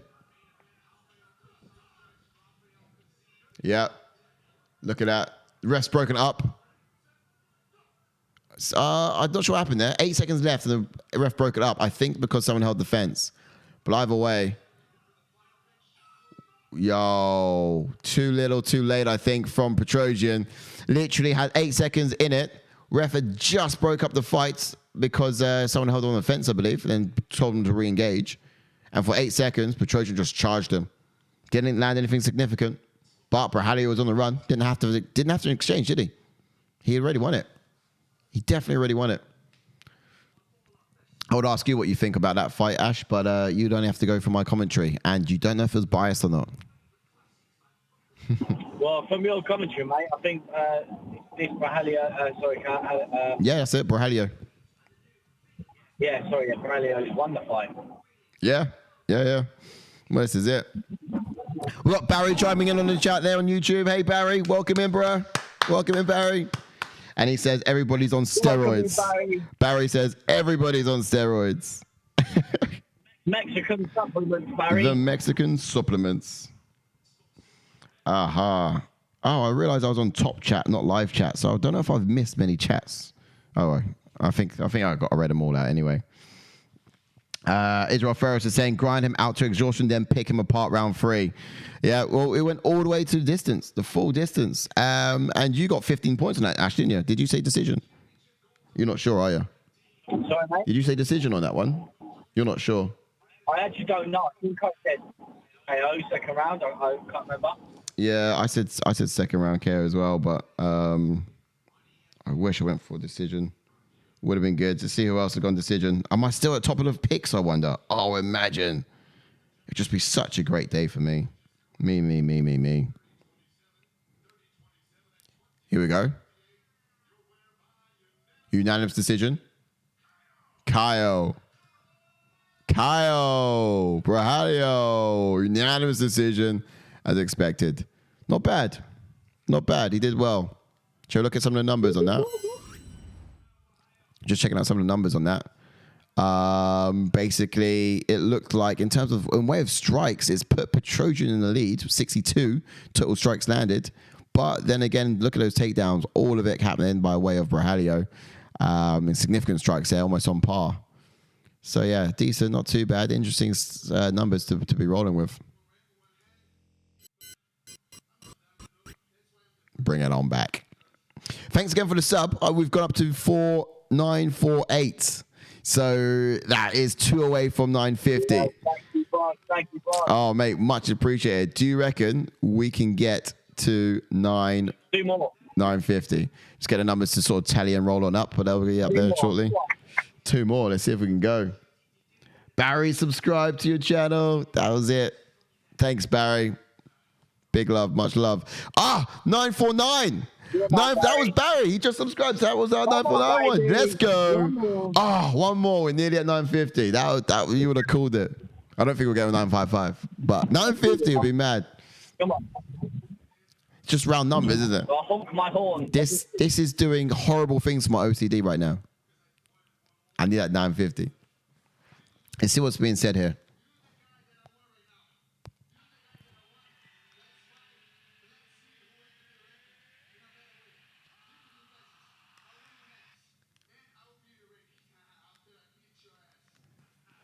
Okay, he just said, I'm going to beat your ass. This guy sounds like Aljo Jermaine.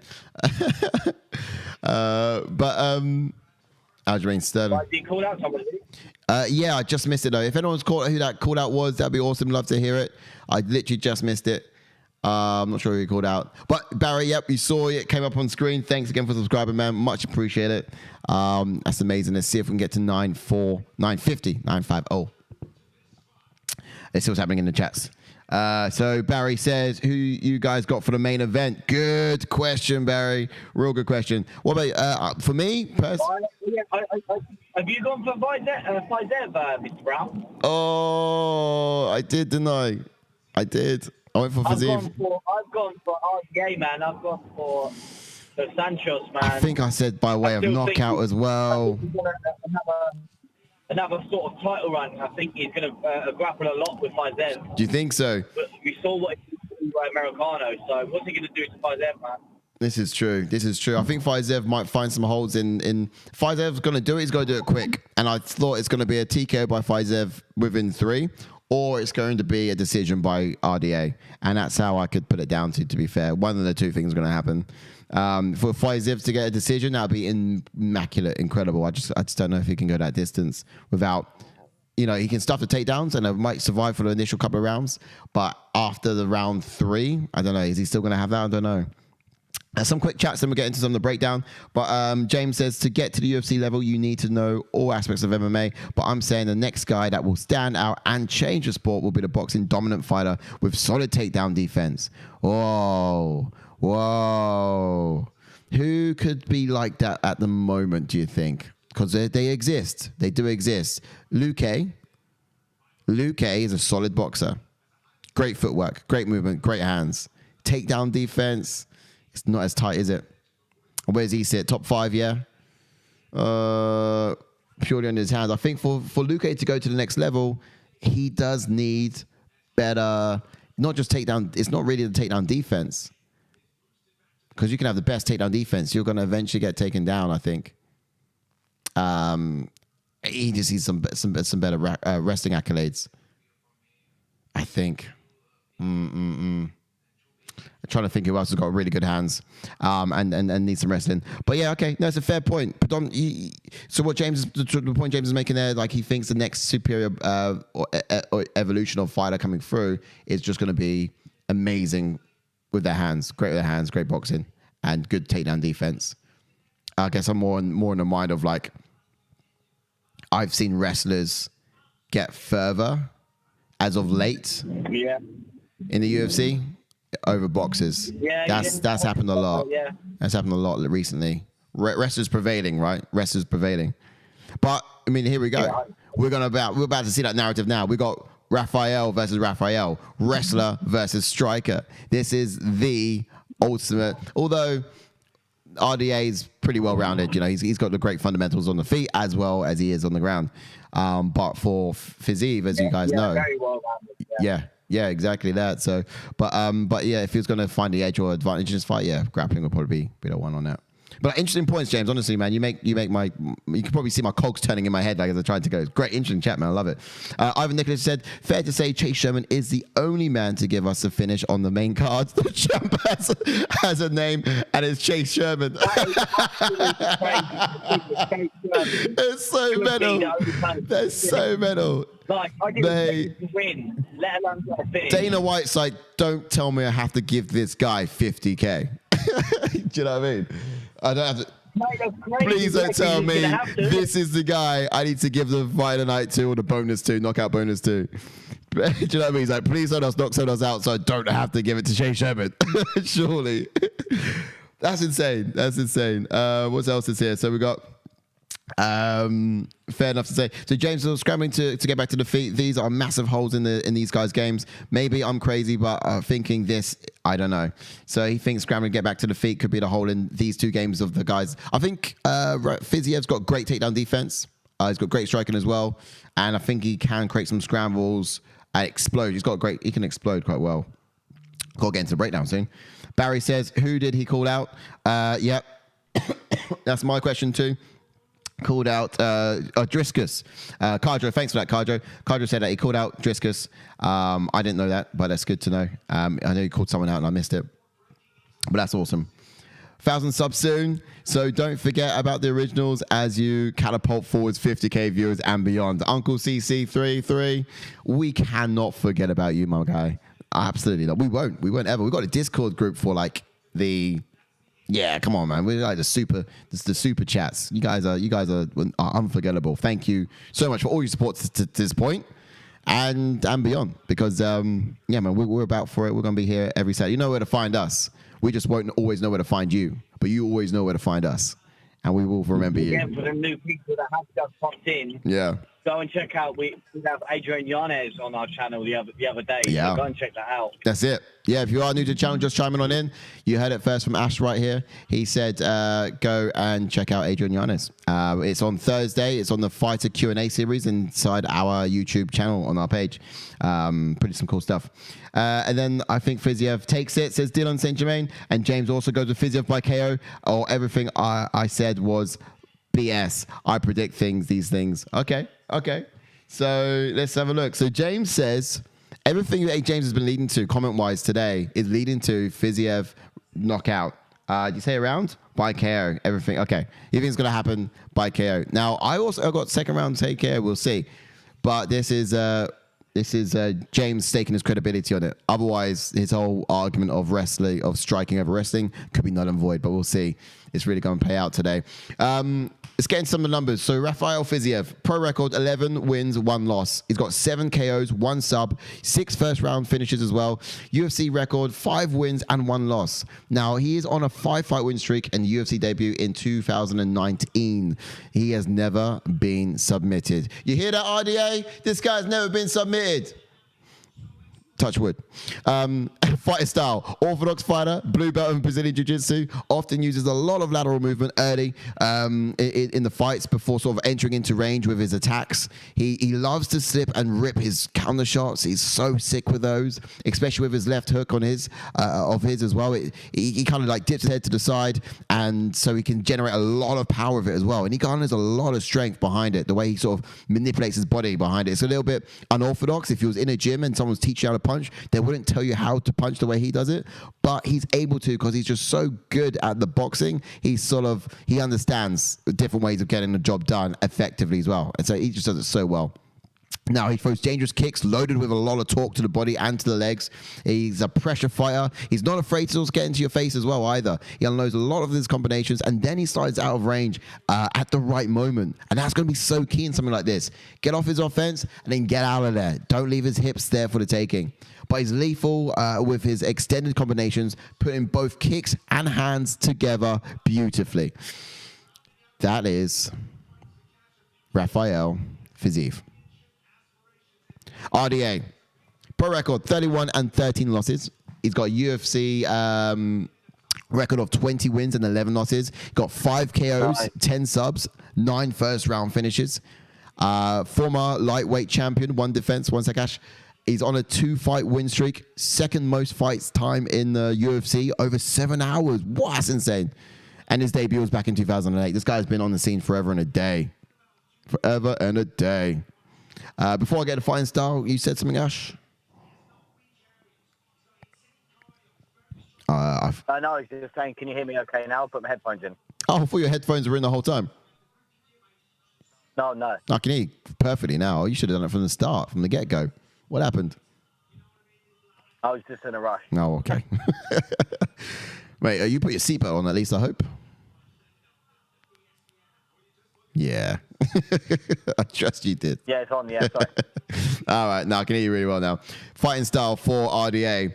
Muay Thai style fighter, southpaw fighter. He's got 4th degree black belt in Brazilian Jiu-Jitsu. Great fundamentals on his feet. But grappling is his bread and butter. Something I was saying about earlier in our sort of conversation back and forth with James. It's been his key to success against some of the toughest opponents in the division.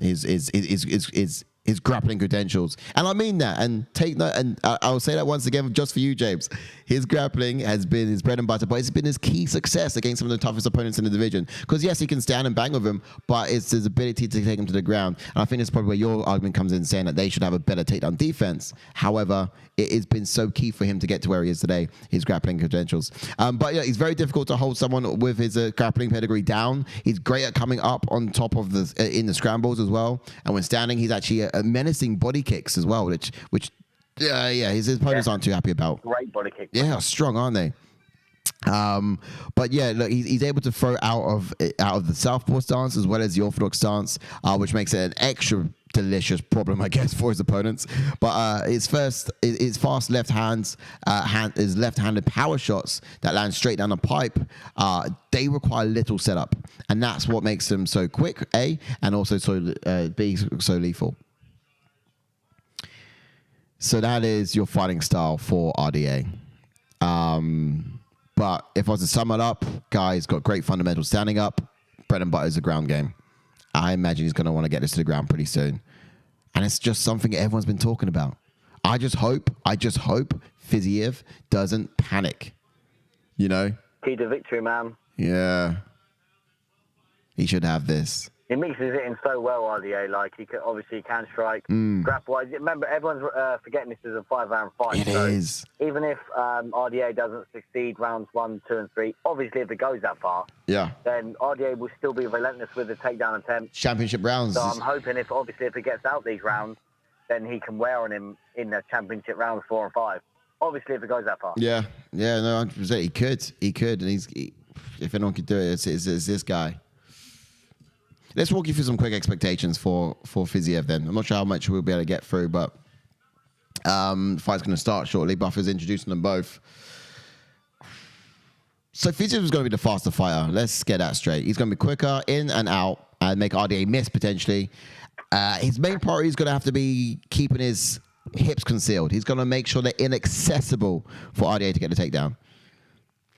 Other than that, he's going to be on the one step ahead of RDA throughout the fight. I don't know if you guys have seen much tape on Fiziev's finishes, but they have all come by way of calculated precision. Beautiful. Just the IQ and how he works. I just love to see this guy work. I really, really do. He's one step ahead of most of his opponents and set those traps, and he might get RDA to chase him. My concern is RDA's got a lot of experience to not fall into those silly traps. Yeah. But we'll see. Who knows? You could just get caught. You never know. Yeah, possibly. That could happen. That's what I'm counting on. Oh, kicks are ready from Fiziev straight out there. Now, Fiziev, I think, is going to want to stay composed, pace himself for the duration of the fight, and not overthrow anything. Low and fast leg kicks to the calf, maybe, so RDA doesn't catch him. It still does the damage. I reckon it's quite risky throwing those body shots as quick as he throws them. Yes, he does. They could potentially get caught. Doesn't straighten him from doing it, though. He's got a lot of speed behind it. Now, most likely going to be forced to scramble in this, I reckon. I haven't seen anything yet from RDA. He hasn't shot on Fiziev yet, but I reckon Fiziev is most likely going to be forced to scramble at some point. I reckon he will succeed, like you were saying earlier, he will succeed in the initial rounds, scrambling and avoiding the takedown danger. However, will that same effectiveness last in those championship rounds? I wonder. Yeah. Oh, here we go. Pushing him up against the fence now. Oh, are you watching it? Yeah, here it is. Yeah, there we go. Yep, up against the fence. It's happening right now. You've stopped the car, I take it. Here we go. You have stopped the car, or you currently sit, or are you currently sitting in a police cell? I've stopped. In the back of a police car watching it because you got pulled over. But you haven't stopped. Yeah, up against the fence. Okay, so look, Fiziev's going to have to sort of do his best to keep this standing and not let this go to the ground. Let's see how initial effort's going to kind of fare. Well, look, it's doing the wizard. RDA is getting low, trying to get his hands to connect. Fiziev's trying to bring him up. Really well. This is what I'm saying. If he can wear on him, even just this, he's winning these exchanges. Because look how much that Fiziev's working to even just get him off. Yeah. And all RDA at the moment is doing is putting his body weight on him. He's not the one exerting energy. He's just putting his body weight on him, just leaning on him. And you can see Fiziev's struggling here, trying to just get him off, if you know what I mean. Yeah. He's got to fight the underhook. You can see his right arm, he's got the overhook, fight the underhook. Yeah, he's exerting a lot of energy here. And whilst what Fiziev's doing is he's preventing himself from getting into further danger, getting taken down, but he's not getting out of it. He's not getting out. Is he going to wait for the ref to break it up and stand him up because nothing's happening? Here we go. He's exiting now, back to striking range. This is good. This is what Fiziev wants. Here we go. Oh, nice success. Flying knee and landed with the hands.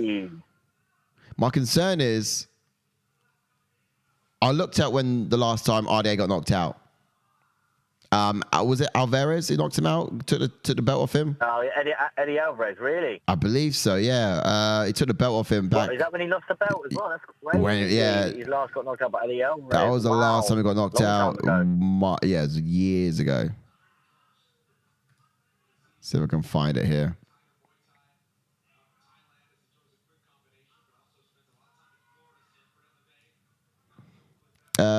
So let's have a look. Yeah, it was Eddie Alvarez back in 2016, and that was a TKO round 1. Now, I was looking at what similarities are between Eddie Alvarez and Fiziev, and I could see some. Those looping shots are pretty good. They are pretty good, but I think Fiziev. If this was a 3-round fight, Fiziev would be fighting differently. He would be all over RDA, and he would. Oh yeah. He can't gamble on the idea of being able to knock him out yet. He can't afford to. In Fiziev's mind, he's got to fight for the full 5 rounds. Hope to get something to finish it quicker. We go back to the fence now that RDA's pressuring him. Pinning him up there. Was Fiziev? Fiziev was a favorite, wasn't he? Yeah, massive favorite, which I was well surprised at. Yeah, I wonder if he still is. This is a former champion, man. I know Fiziev's dangerous, but come on. Yeah. And the last time he got knocked out was when he lost the belt.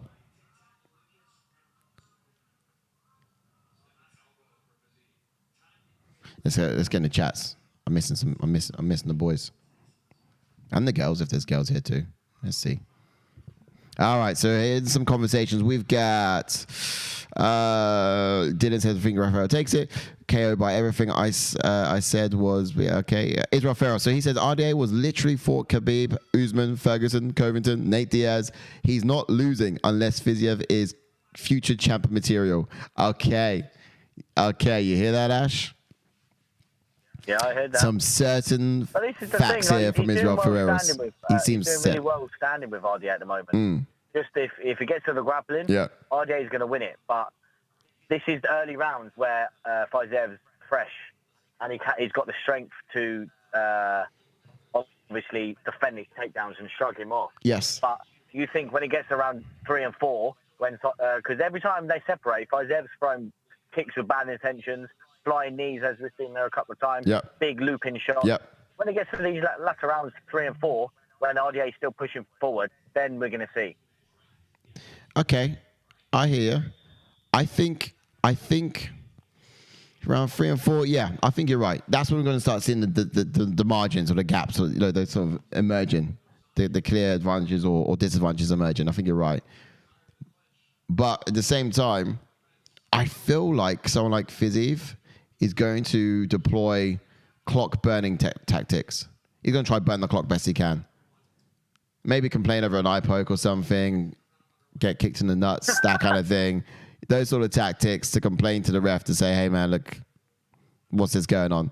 And he's going to try to sort of find time where he can. So that's why I don't think he's not too hesitant to sort of stay up against the fence, because if he can eat into the clock from there and not exert too much energy, he'd much rather that than sort of having to sort of fight off the attack for that duration, I think. But, I wouldn't be surprised if he does that, tries to recharge on any opportunity he can.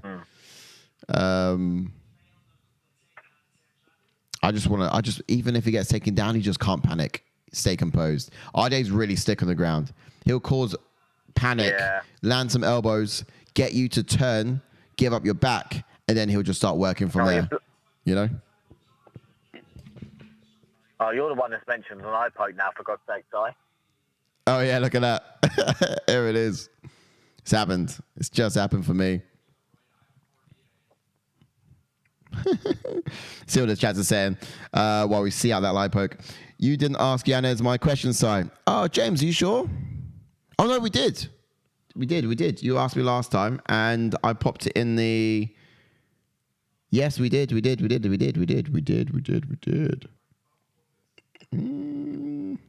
what I remember asking him. Yeah. I popped it down. I made sure I did. So Jordan was... Excuse me. The timer's a little bit out because of the eye poke, so I'm just going to stop that timer, and I'll probably bring it in at 2:30. Excuse me. Yeah, I'm not sure where it was, James, but we did ask the question. We did miss a few. You did? We did miss a few because... No, I'm not. I swear we answered James's question. I swear we did. But we were short on time because Yanez didn't have much time with us. So he gave us the time. So obviously... I'll let you put it down for you guys. There was a few questions we did miss. I do apologise. Okay. Well, James, rest assured, I put your question in. It was there for it. I could have sworn you guys asked it. Yeah. Jordan said he got through like obviously, if we're being a bit too tired here and we didn't, well, I 100% apologise. But it's just one of them things where we didn't have much time and there was a lot of questions. A lot of people still missed out as well. Yeah, okay. I'll have to go back and check it, see if it was there. I know it was there, but see if it was read out. But okay. Sir Smooth said, who won? Well, Sir Smooth, we're still going. No one's won yet. We've got round 2. So in terms of that first round, he's probably asking who won that first round. It's a toss-up. I don't know. That's a good question. If anyone's got some ideas in the chats, pop it down. I got it for RDA, man, just purely because of the pressure as well. And, yeah. It's actually my bias upkeep, which is making me say I don't know. But I think you're right in terms of if I was logical and didn't want to see Fiziev win, I'll probably say you're right. Why did he choose MMA over boxing, especially because his father was a Golden Glove boxer? No, we did ask that. We did ask that, didn't we, Ash? Why did he choose boxing? Yeah, why did he choose MMA over boxing? I remember writing it down, but then I'm pretty sure I remember where we asked it. Oh, the takedown's happening. Oh, nice little trip. Yeah, trip, flipped it over. Fiziev's back up against the fence, and he's holding RDA in place. Round 2. Again, if we didn't, James, I'm sorry. We've got Mike Davis Wednesday, if you want to tune in for that. Yeah, Mike Davis on Wednesday. So if you've got the same question for Mike Davis, we can ask that for sure. I think so. I remember asking your question, James, is why did you choose MMA over boxing, especially because boxing, you got more money in it. So I asked that. I remember writing that question down. However, I got last time again.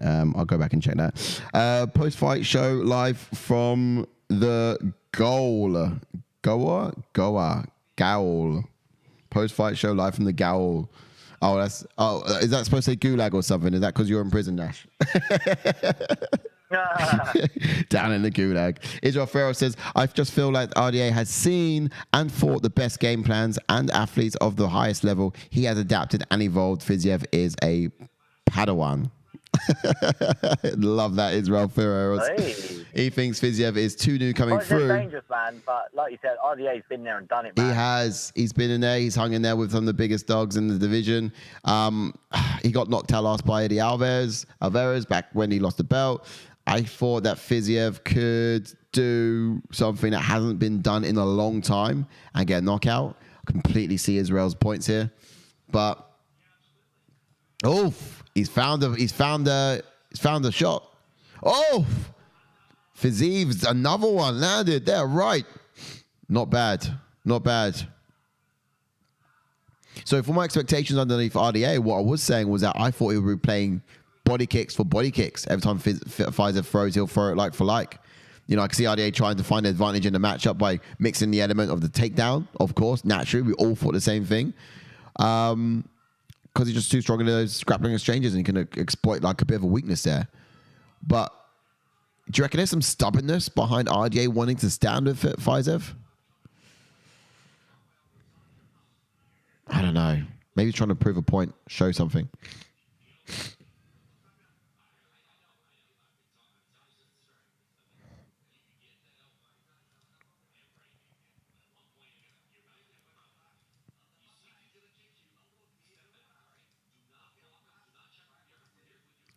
Okay, listening to the corner a little bit. It sounds like RDA's corner is telling him not to.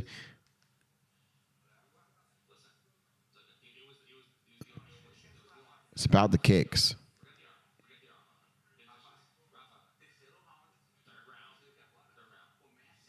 They're ready for it. Hey, Ash, got some great news. Ash, you there? Yeah, what's up, mate? We're on 950 subscribers.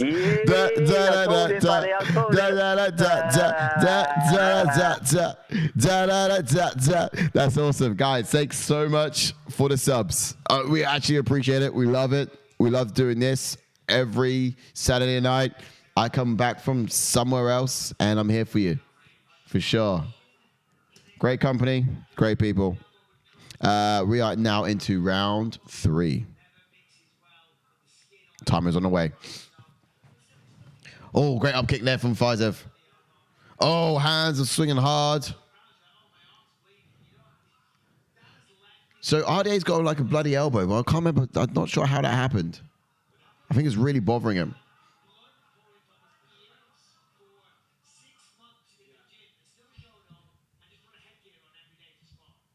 Wow. This guy's got a lot of blood falling all over him. I'm not sure where it's coming from, though. His ear, maybe? RDA's got like the caulifloweriest ears. Make a word of it if it hasn't been made already. But those ears are cauliflowersome. Full. I don't know. This is tiring for Fiziev. Don't care what anyone says. It's very tiring. These exchanges up against the fence. He could unravel in 4 and 5. I wonder. Some chats here. Let's have a look. Israel Ferrer says, I just feel like RDA. Okay, cool. He also says, levels to the game. You only get better the harder the competition gets. Levels to this and RDA is high. Agreed. James agreeing, saying Fiziev is an absolute unit. He is. I mean... Yeah, you see the grappling here from RDA now. Yeah. Definitely. But also, did you see the striking from Fiziev just before this was initiated?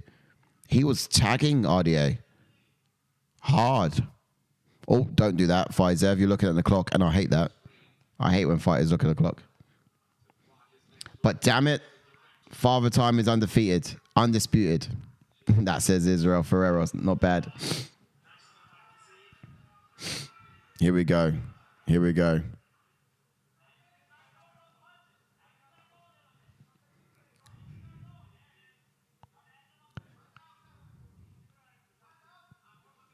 We are center octagon once again. Kicks flashing out there from Fiziev. And, of course, again, RDA just shot now all the way to the other side of the octagon, holding him against the fence, pinning him there. That's what's up.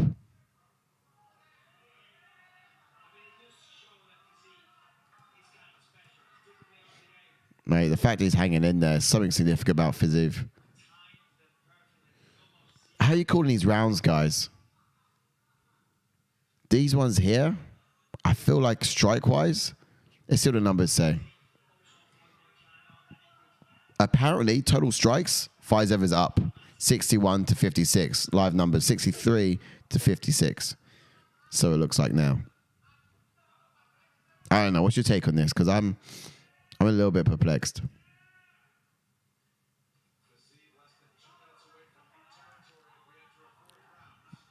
Okay.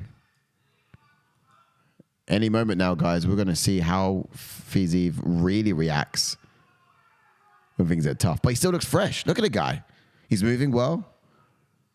I think a bit of a clash of heads there. RDA storming in.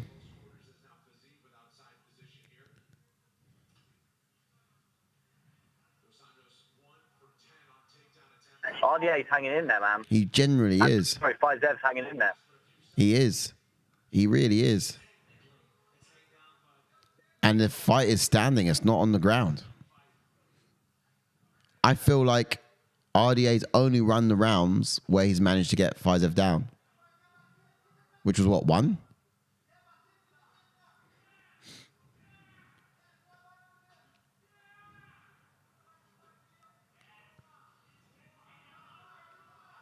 Oh, knees. Flying knees from Fiziev. Not bad. Not bad. Probably, that was one of Dos Sancho's more successful strikes just then.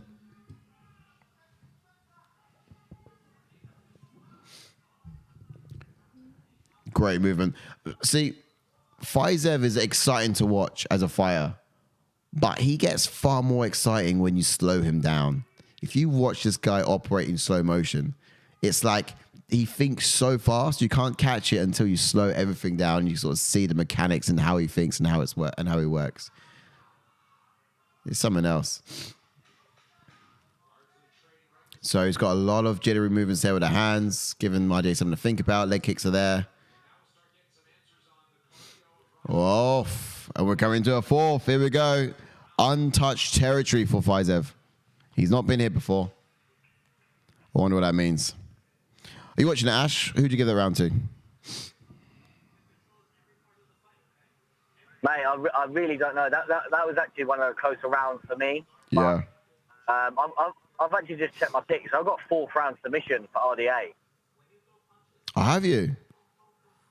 Yeah, so he's not really doing much with the grappling exchanges. He's not really got Fiziev down, but again, he's tiring him out. Yeah. We're in the 4th round, like you said. Yeah. Unknown territory for someone like Fiziev. Yeah. Who knows? I'm going to have to pull it on mute for a sec. All right. Yeah, no, exactly that.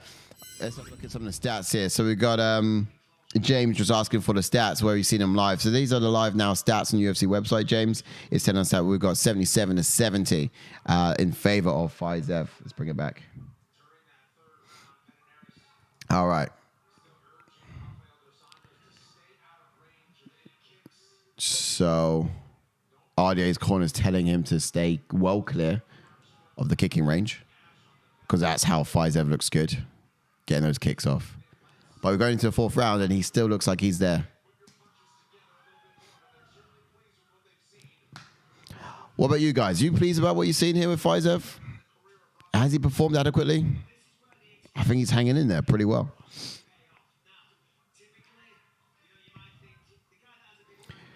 James is saying RDA is going to grind out a decision, isn't he? I don't know. I was surprised. I'll be surprised. Be surprised if Fiziev gets a decision. Just because of it's one of the least likeliest outcomes because no one really knew how he's going to perform in the championship rounds. But if RDA scores more takedowns, then yeah, chances are he can have put some punctuation on more rounds and look a little bit better when it comes to the decision. I thought he was going to have a decision as well. My pick was TKO Fiziev by 3 or decision by RDA.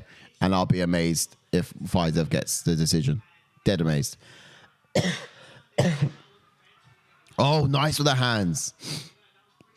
This is really good. Great speed. Is it me or is Fiziev slowing down a little bit? He seems to be slowing down just a little.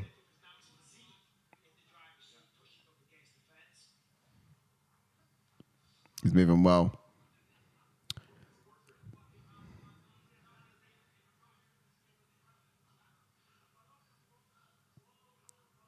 Not too bad. Knees.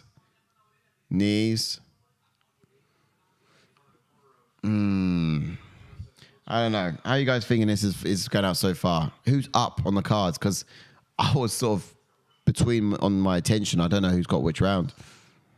Oh, flying knees from RDA this time. Jabbing that left out there. Tagging him. Hard. Changing levels. Trying to get a takedown. Fiziev brings him up. From RDA, my gosh. You see it. You see it. Wow.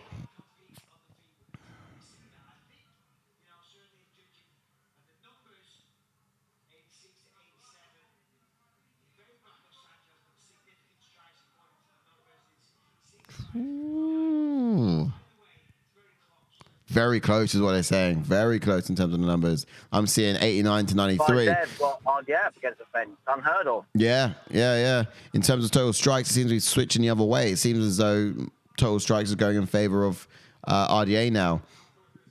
I'm skeptical about the UFC live numbers, but apparently they're unofficial striking numbers, so we go with it.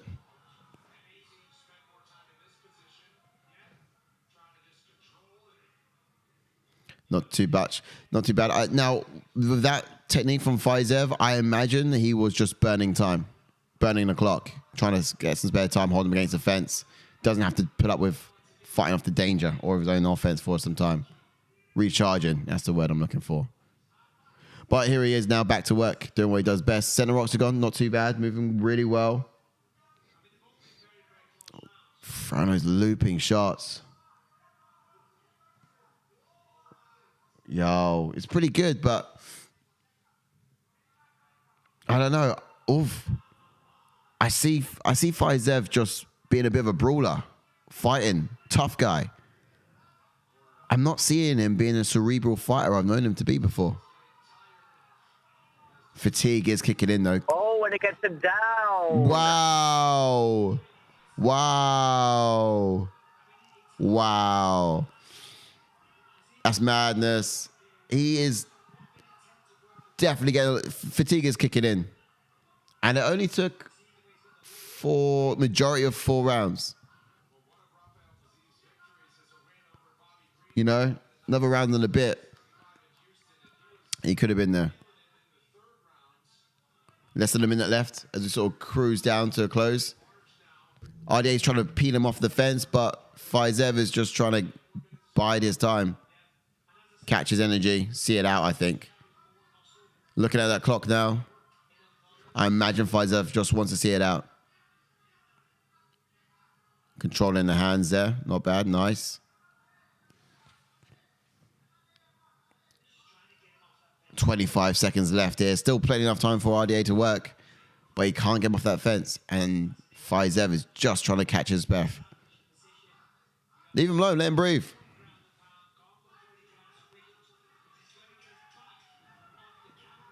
Oosh. James agrees with you. Ash, he says it's a big takedown. Waiting for McGregor tweet of him talking proper smack. Yeah.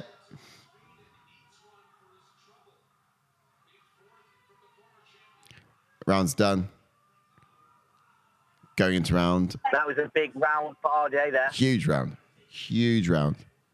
Got that takedown right when he needed it.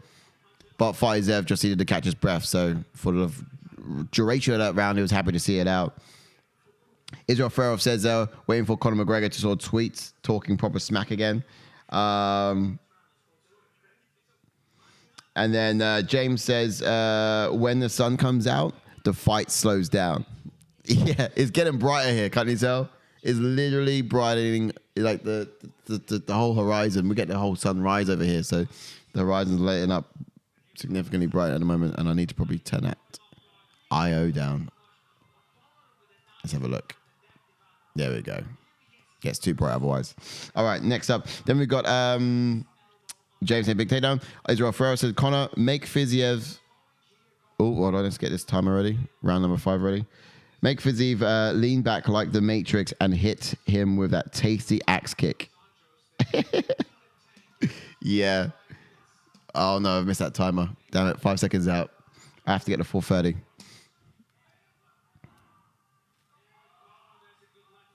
That came around too quickly. Oh! What? How's he dropped What? it? How's he stopped it already? Fiziev stopped it! Stop it! No! How has he just stopped that? That was too soon, surely. How? Can you believe that just happened? Wow. What a finish. Unbelievable. Give him a chance, ref. It literally just took... Wow. I didn't see this. Oh, he fainted it. There's the cerebral fighter I was talking about. Knocks him down. Nah, too soon. Too soon. Come on. Usually a fantastic referee. That rocked him. He was still there. He was still there. He did stop it a bit soon, to be fair. Wow, though. Mate, that was a fucking disgusting. Right. Disgusting decision. Right. For the ref. I need to get to the chats he now. Dropped him like a knockout. He just dropped him. Yeah. And then like he was there ready to cover up, and like he landed one punch and then stopped it. Really, ref? I know. Yeah. Wow. He barely got any hands on him there. Bruh. Not happy about that at all. But either way, the chats. I'm excited to get into these chats now. And Uncle CC3 said nasty shot out of the break. And James goes, boom! He's like, right, judges robbed me of 400 quid with that MJ robbery. Oh! And James had Fiziev KO as well. So basically, if MJ had... That would have been a stone card. That would have been a sick card for you, bro. That would have been a nice clean streak as well if you just had an MJ win Oh, man. I feel for you. I said knockout as well. I said round 2, though, to be fair. I said round 2. Amazingly had the power all the way up to round 5. But, yeah, that's mad.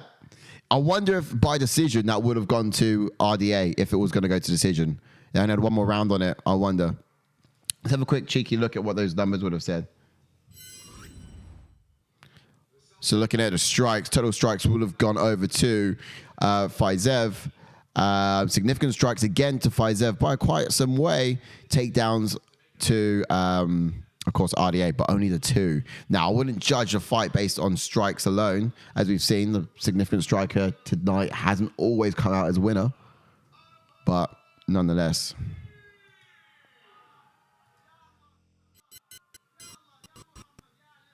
Yes, Fiziev. My guy. Straight facts.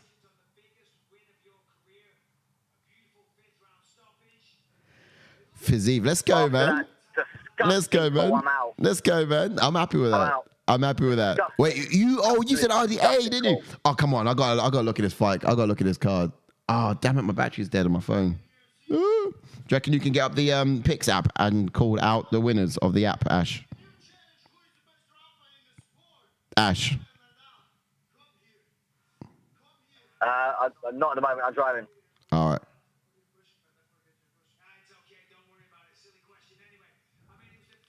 I'm going to see who's going to call out.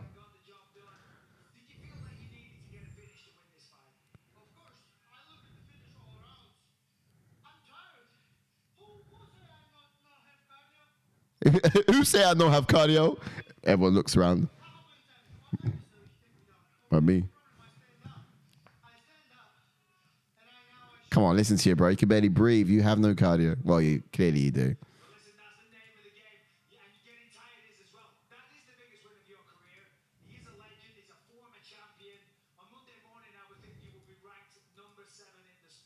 Wow.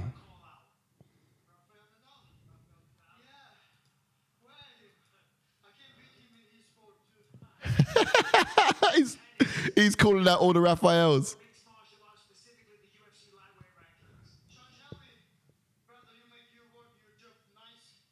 Mark Smith, the ref, definitely had a bet on Fiziev. Prick. Yeah.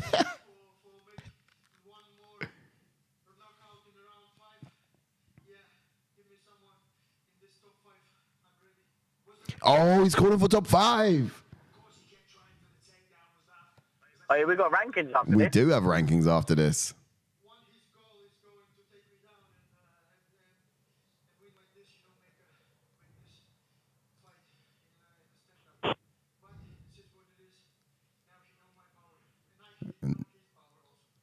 Now he know my power. Brah.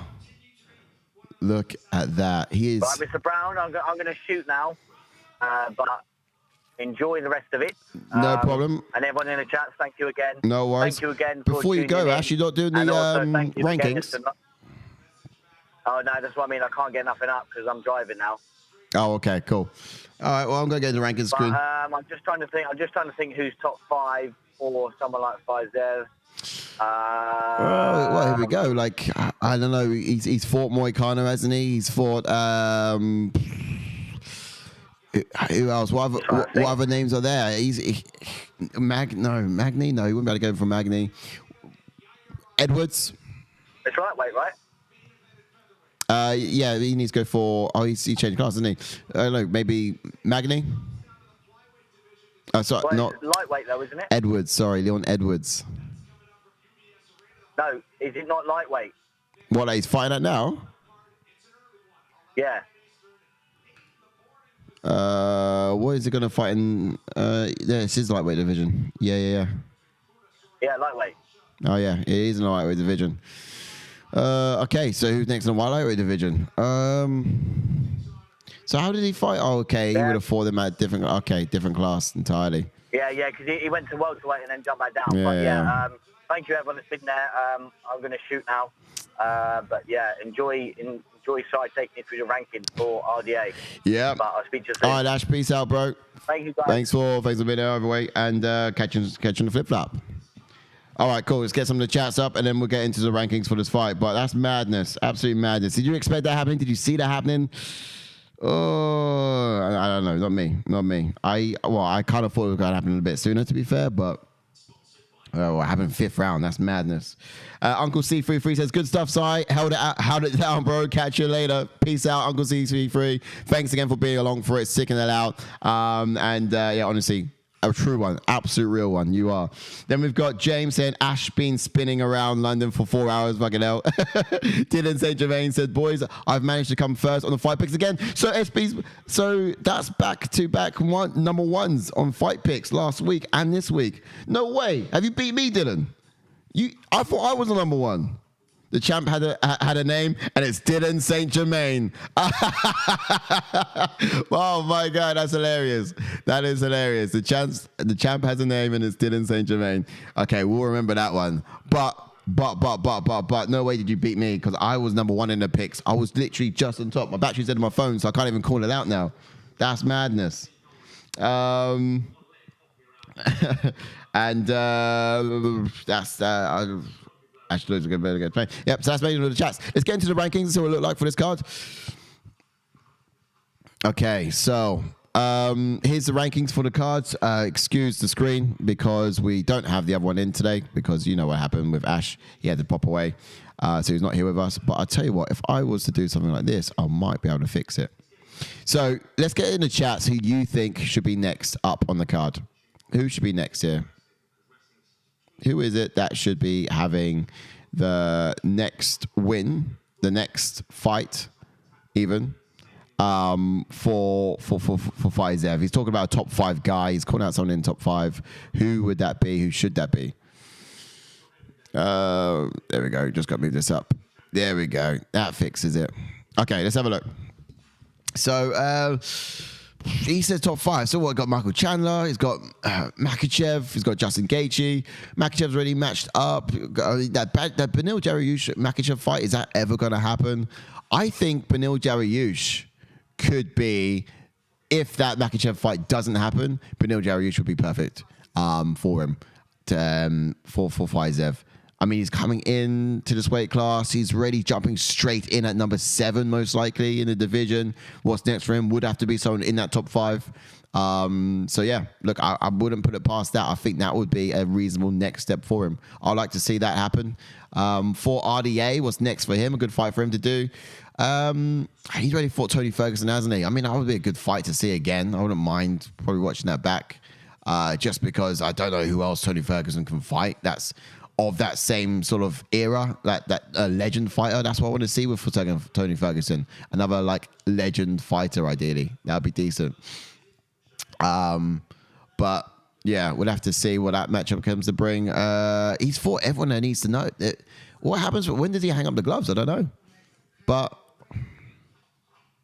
he's still hanging in there. He's still capable. And the reason I say that is because he's just the way he's been able to basically fight everyone who is to fight in this division.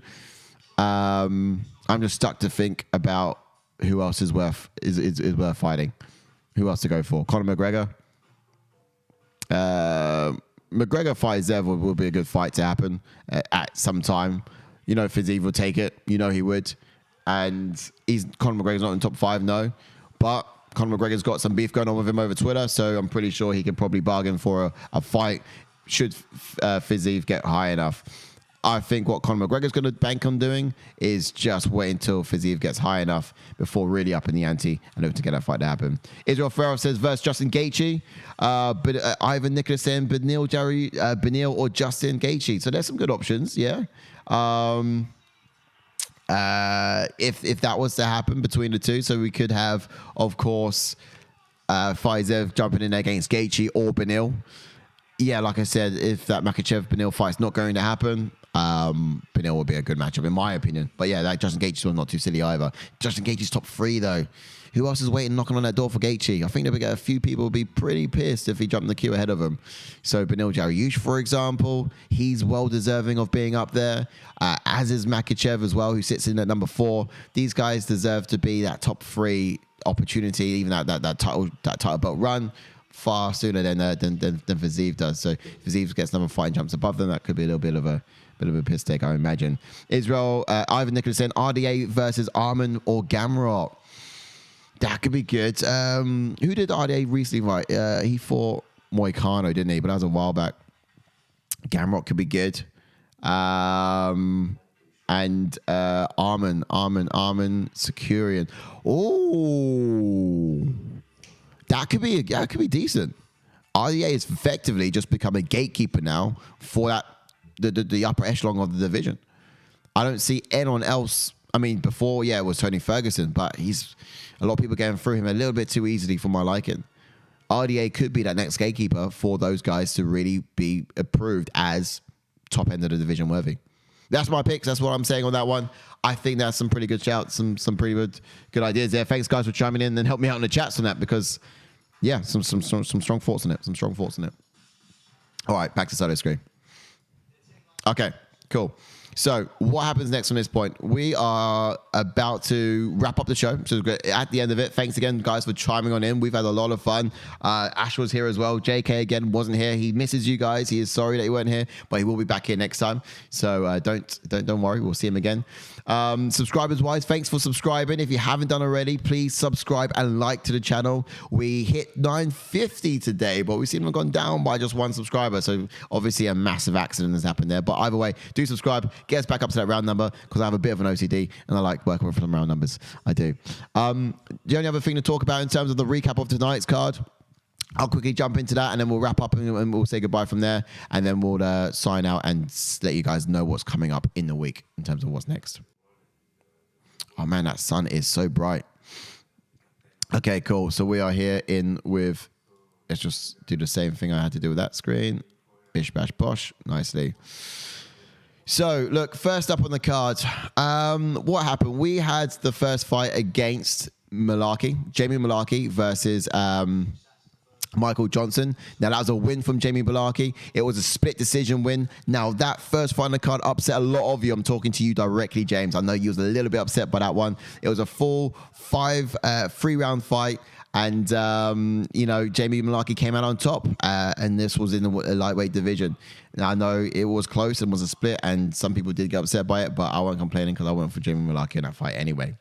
Second up, we had Ayman Zahabi versus Ricky Tercios.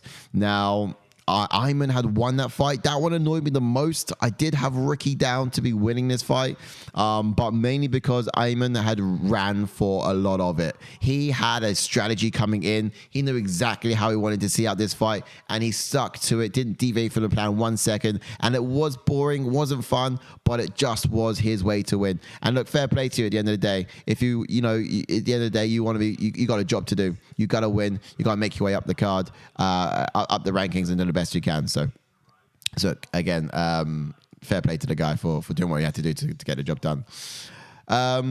Next up, we're talking about Jared Vanderaa and Chase Sherman. So these guys went at it for the full 3 rounds. However, in the third round, we had a TKO win. You heard me correctly. A knockout win. Was it knockout TKO win? It was by Chase Sherman.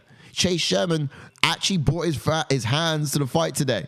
And, it's probably the first round that he's won in like his last 5 fights, but not just that, the first fight he's won in his last 5. So it's insane. He got kicked out of the UFC. They brought him back to fill a card, and he showed him there's a reason for him to stick around for a little bit longer. But he's just a lingering individual guy. He doesn't go. He doesn't go anywhere. It's crazy. He's sticking around for some strange reason. He's still here.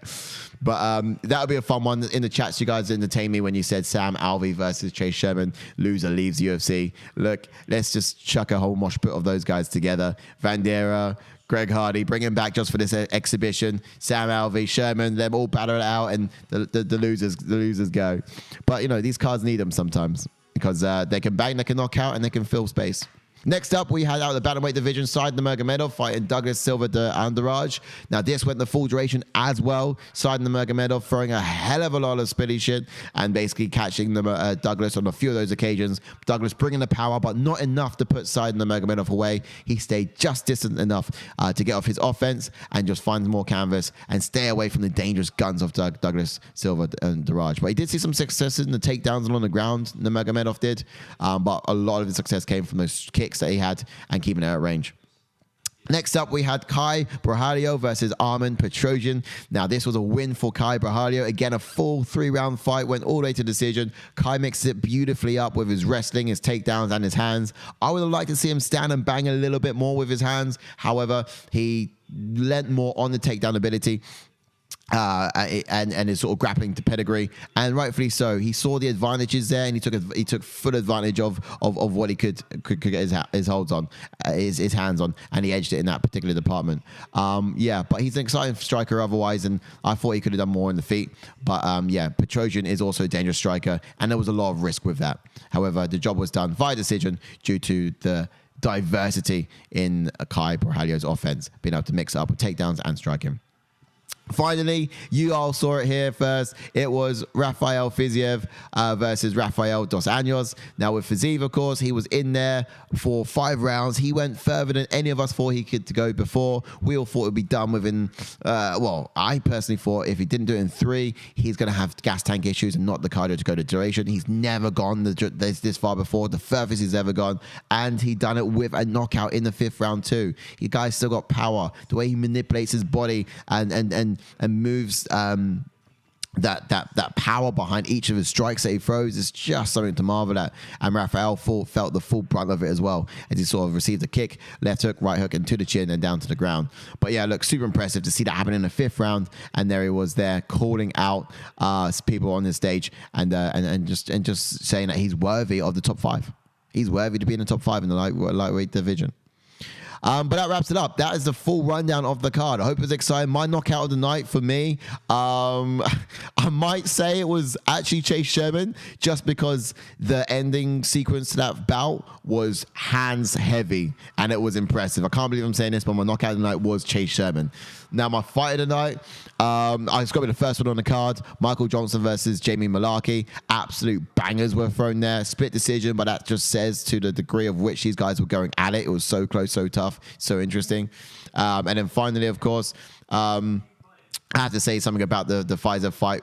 Kudos to that guy for getting it done in a way that he got it done. Not many people expected him to do it in the 5th round, but still great contender in the division, and he thinks he's ready for the top 5, top echelon of this division. And look, I think he could be right. I think he could be right. All right, back to me, Solo. Okay, guys, you've been absolutely amazing. Thanks for sticking it out once again with me tonight. I've enjoyed it fully, and I hope you guys did too. And I guess what will come up next in the week, we have the UFC. Yes, we got of course, we got on Wednesday the UFC fighter Q&A, so do tune into that, don't miss it. And then next week we're gonna be back right here again on the Saturday to give a full breakdown of UFC Fight Night. Ortega is gonna be up on that card fighting next, so you don't miss that one. You love that guy. But guys, if you've got any other questions, if you do want to join us in our Discord chat, the link's gonna be all below. Like and subscribe, and we'll see you next time over here on Against the Fence. Thanks again, you've been absolutely awesome. We've enjoyed it, and I hope you've enjoyed it too.